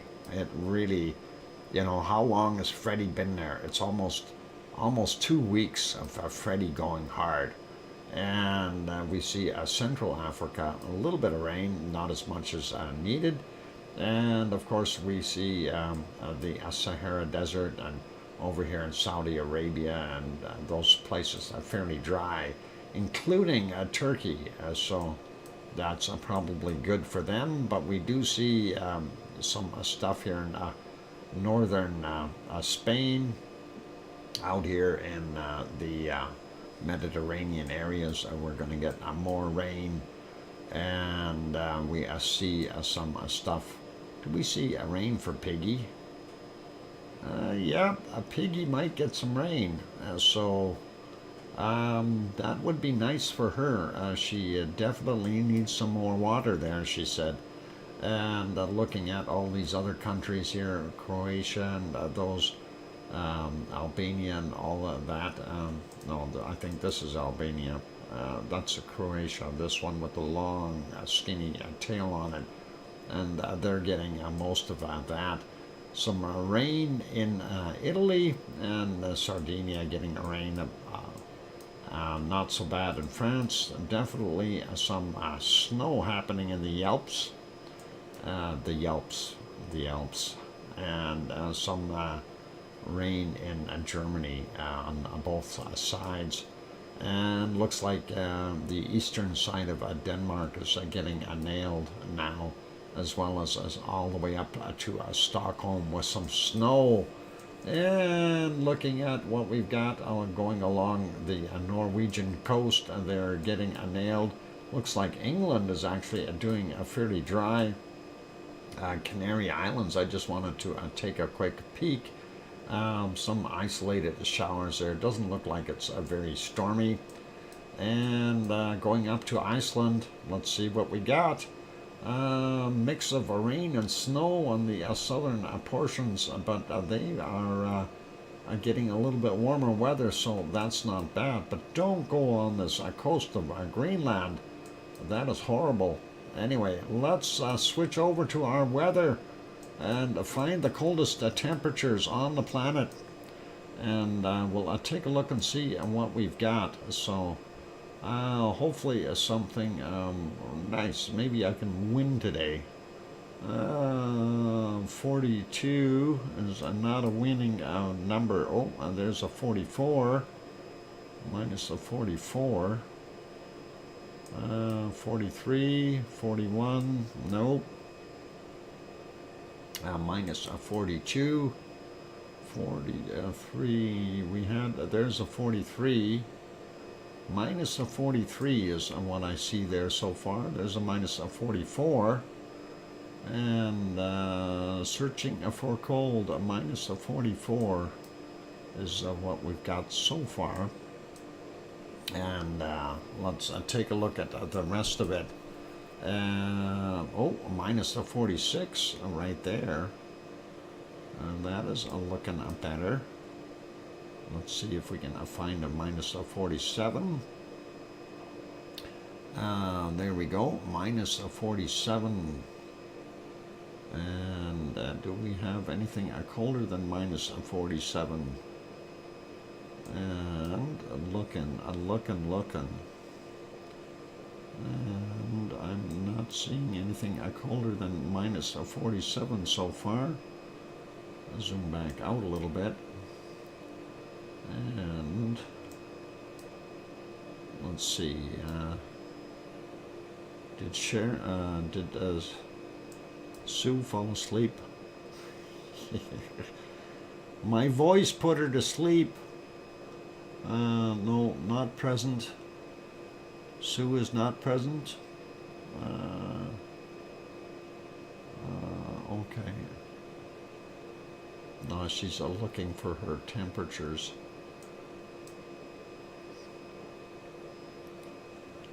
She can't find any cold ones either. Okay. Oh, 49, 50. I found a minus of 50 in Antarctica, minus of 51, 52. Minus of 52 in Antarctica.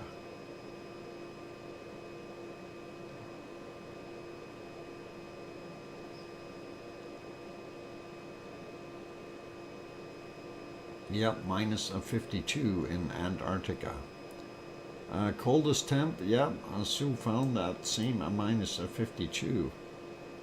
So that is about it, a minus of 52 in Antarctica.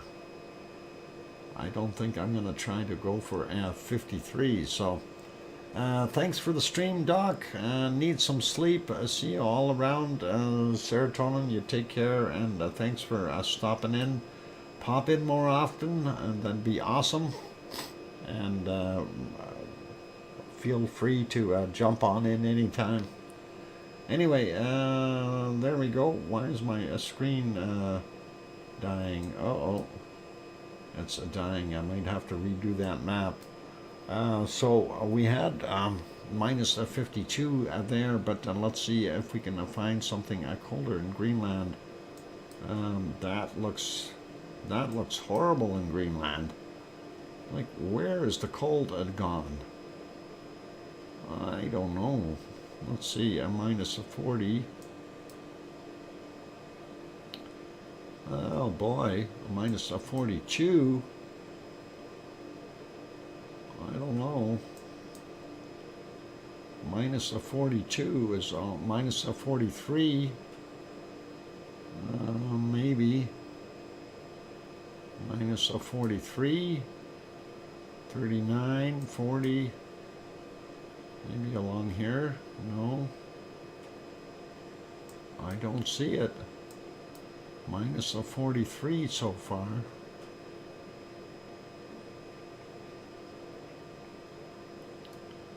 Minus 42, 41. I don't think there's a minus 43. Oh, minus 44. Minus 44. Wow. I'm surprised it's that warm there. Minus 44. Oh, minus 47. Wow, I found a spot. Minus 47. And let's see if we can find anything colder. Up in the northern portions of Greenland, which is not so green. It's pretty much white. Minus 47. Minus 47.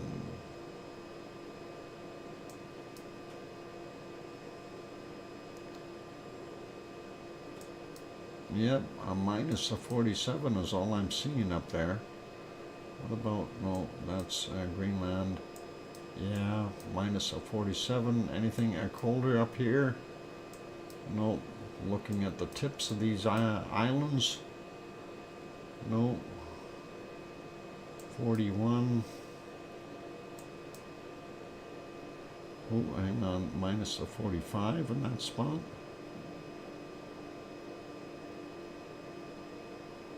Yeah, minus a 45. Minus 47 is what I got, so I think I will live with that. And I don't see anything colder, so a minus a 47 is the cold temp for Greenland. Let's see if we can find something colder for our Canadian Arctic. It looks the same. Everything is warming up. This is going to be harder all the time. Yeah. Minus a 44 I see there. And let's see, a minus a 45. 44, 45, 46 I see. And a minus a 41. 45, no, 43. 46 there, 47, and let's see if we can zoom in a little bit. Minus a 47. We don't see anything colder yet. And what about over here? This is usually cold. No. Minus a 43. What about down here? 45. 46. So far we got minus a 47 for the cold, and let's go south and see if we can get colder. Nope. Warmer down there. Okay, so not going to worry about that area.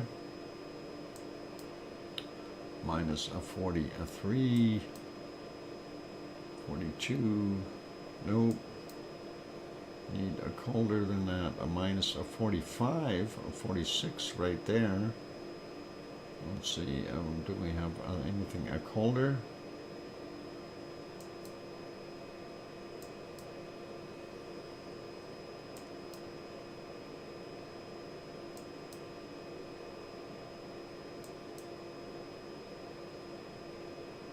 No, I don't see it.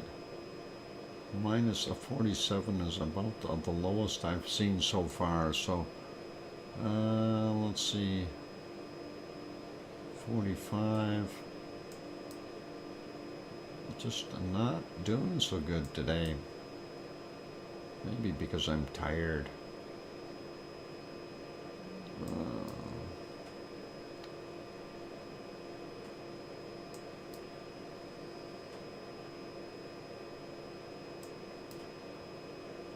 No, not seeing those cold temperatures I want to see. Okay, so let's try that again. Just zoom out a little bit and see. But minus a 47 is what I've seen so far. What about over here on the mainland? We got warmer temps there. Minus a 41. That's not so good. Minus a 41. Nope, that ain't gonna buy it. On that island. Oh, what about this area here? Minus 40 something. Nope. Not doing so well. Alright, minus a 47, unless we have something way up here. Ooh, hang on, maybe we're onto something. Minus a 45. The Great White North is maybe I got some colder temps. No, maybe not. Minus a 43. We see a minus a 45 in there. Not seeing the rest of it though. Minus a 45. And do we have anything colder? 46 right in there. I seen. Oh, there's a 47 again. Do we have a minus a 48? No. Other side is in the 30s. Minus a 47. Not seeing it. I don't know. I am going to have to probably go with a minus 47 degrees Celsius. Don't see anything colder anywhere. It's just the hunt is difficult today. The breakup of all that area, we see those wind currents messing up and taking all the cold away. What about over here? Nothing? No. So, yeah, I'm disappointed. A minus a 47 is all I see so far. Sue finds minus 51. Wow. I only find a minus a 47.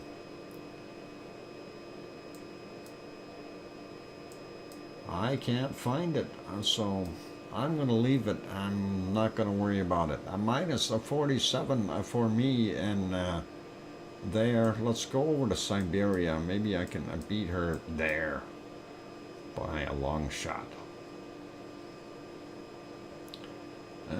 So far, it doesn't look good. I see a lot of splotchy places there. Minus, oh, hang on. I got a minus a 48 right there. 48 so far. 48. Beat that 48. Minus 41, nope. Okay, a minus a 48. Let's go over here and look. Minus a 30s. Nope. This looks clear. I gotta find those highs. Where are they? Minus a 40. 44. So far, 48 is the lowest temperature. 45, 46 right there. 47, 48.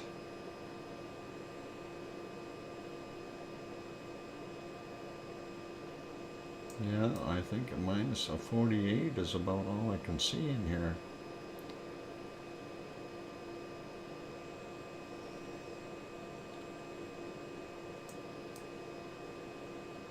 Gets warmer as soon as I go back further south.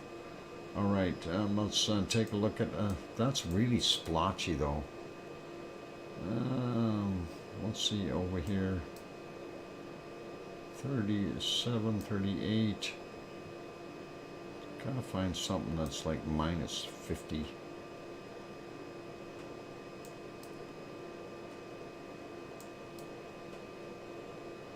That looks tropical almost.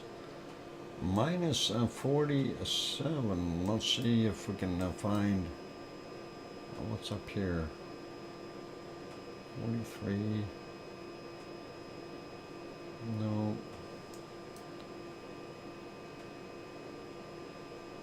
It's probably a little hidden pocket somewhere that I am not seeing. That is, I got some cold temperature. That high has got all that warm air around it. That's odd. Usually the highs are the ones where the low temperatures are. So I'm not seeing it there either. It's got to be up here. Minus a 40 something. Well, I'm going to have to call it because I got to get some food in me and stuff like that. So that is it for me. Minus 48 for the Siberian area. And I found minus 51 in Greenland, a small island in the north. Where in the north? A small island? That's possible, and there could be some. But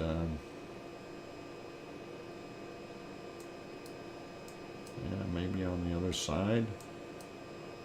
No. I have no patience right now. That's it. I'm calling it. And Sue found you were close. Yeah, close only counts in horseshoes and hand grenades, though. Let's leave it at that. I'm putting that warm lava back on. Oh, thank you. I like that. Let's turn that back on. There we go. Okay, you guys, that's it. And time for me to wrap it up. And really, I do have to get the things wrapped up. And I just seen that jump ahead. There's definitely something wrong with my computer needing to do something. Anyway, a big thank you to everyone for being here. I appreciate all of you. And I see we are over that 100 mark. And that is excellent. Really do appreciate that. And that is awesome, you guys. And thank you very kindly. And of course, we see it's 102 likes up there. That is cool. I want to say a big thank you for the super chats. Full Circle Florida, OneFish26, and Kate. And do appreciate that. And a big, super big thank you to Sharon Stewart, who gifted 15 memberships. And out of that, 11 were nabbed. So that is awesome. Yeah, I see 103 on mine right now. And that's all good. And thank you, Sharon Stewart, for really throwing those memberships out there. I really do appreciate that. That is awesome. And very kind of you, very kind of all of you for the super chats and the wonderful gifting, and that definitely helps out to keep our wonderful stuff going. So happy to keep score. Thank you, Sharon Stewart, and thank you, Sue, for going to feed the animals and the reports and things like that. Thank you to our wonderful moderators, Arizona Snowman, Piggy, C&D Boy, Gary 24/7 Live, AZ Skies, and Joseph Fields and Lucas Snow. Thanks, moderators. I appreciate you guys. And big thank you to the entire Lava family. Hey, Chuckster, and thanks for stopping in.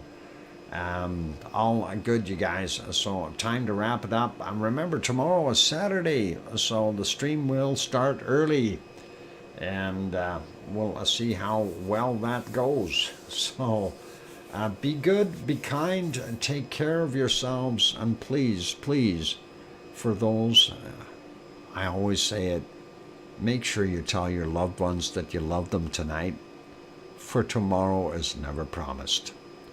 I'm your host, DrFox2000, here in Edmonton, Alberta, Canada. Good night, everyone, and take care. Oink, oink.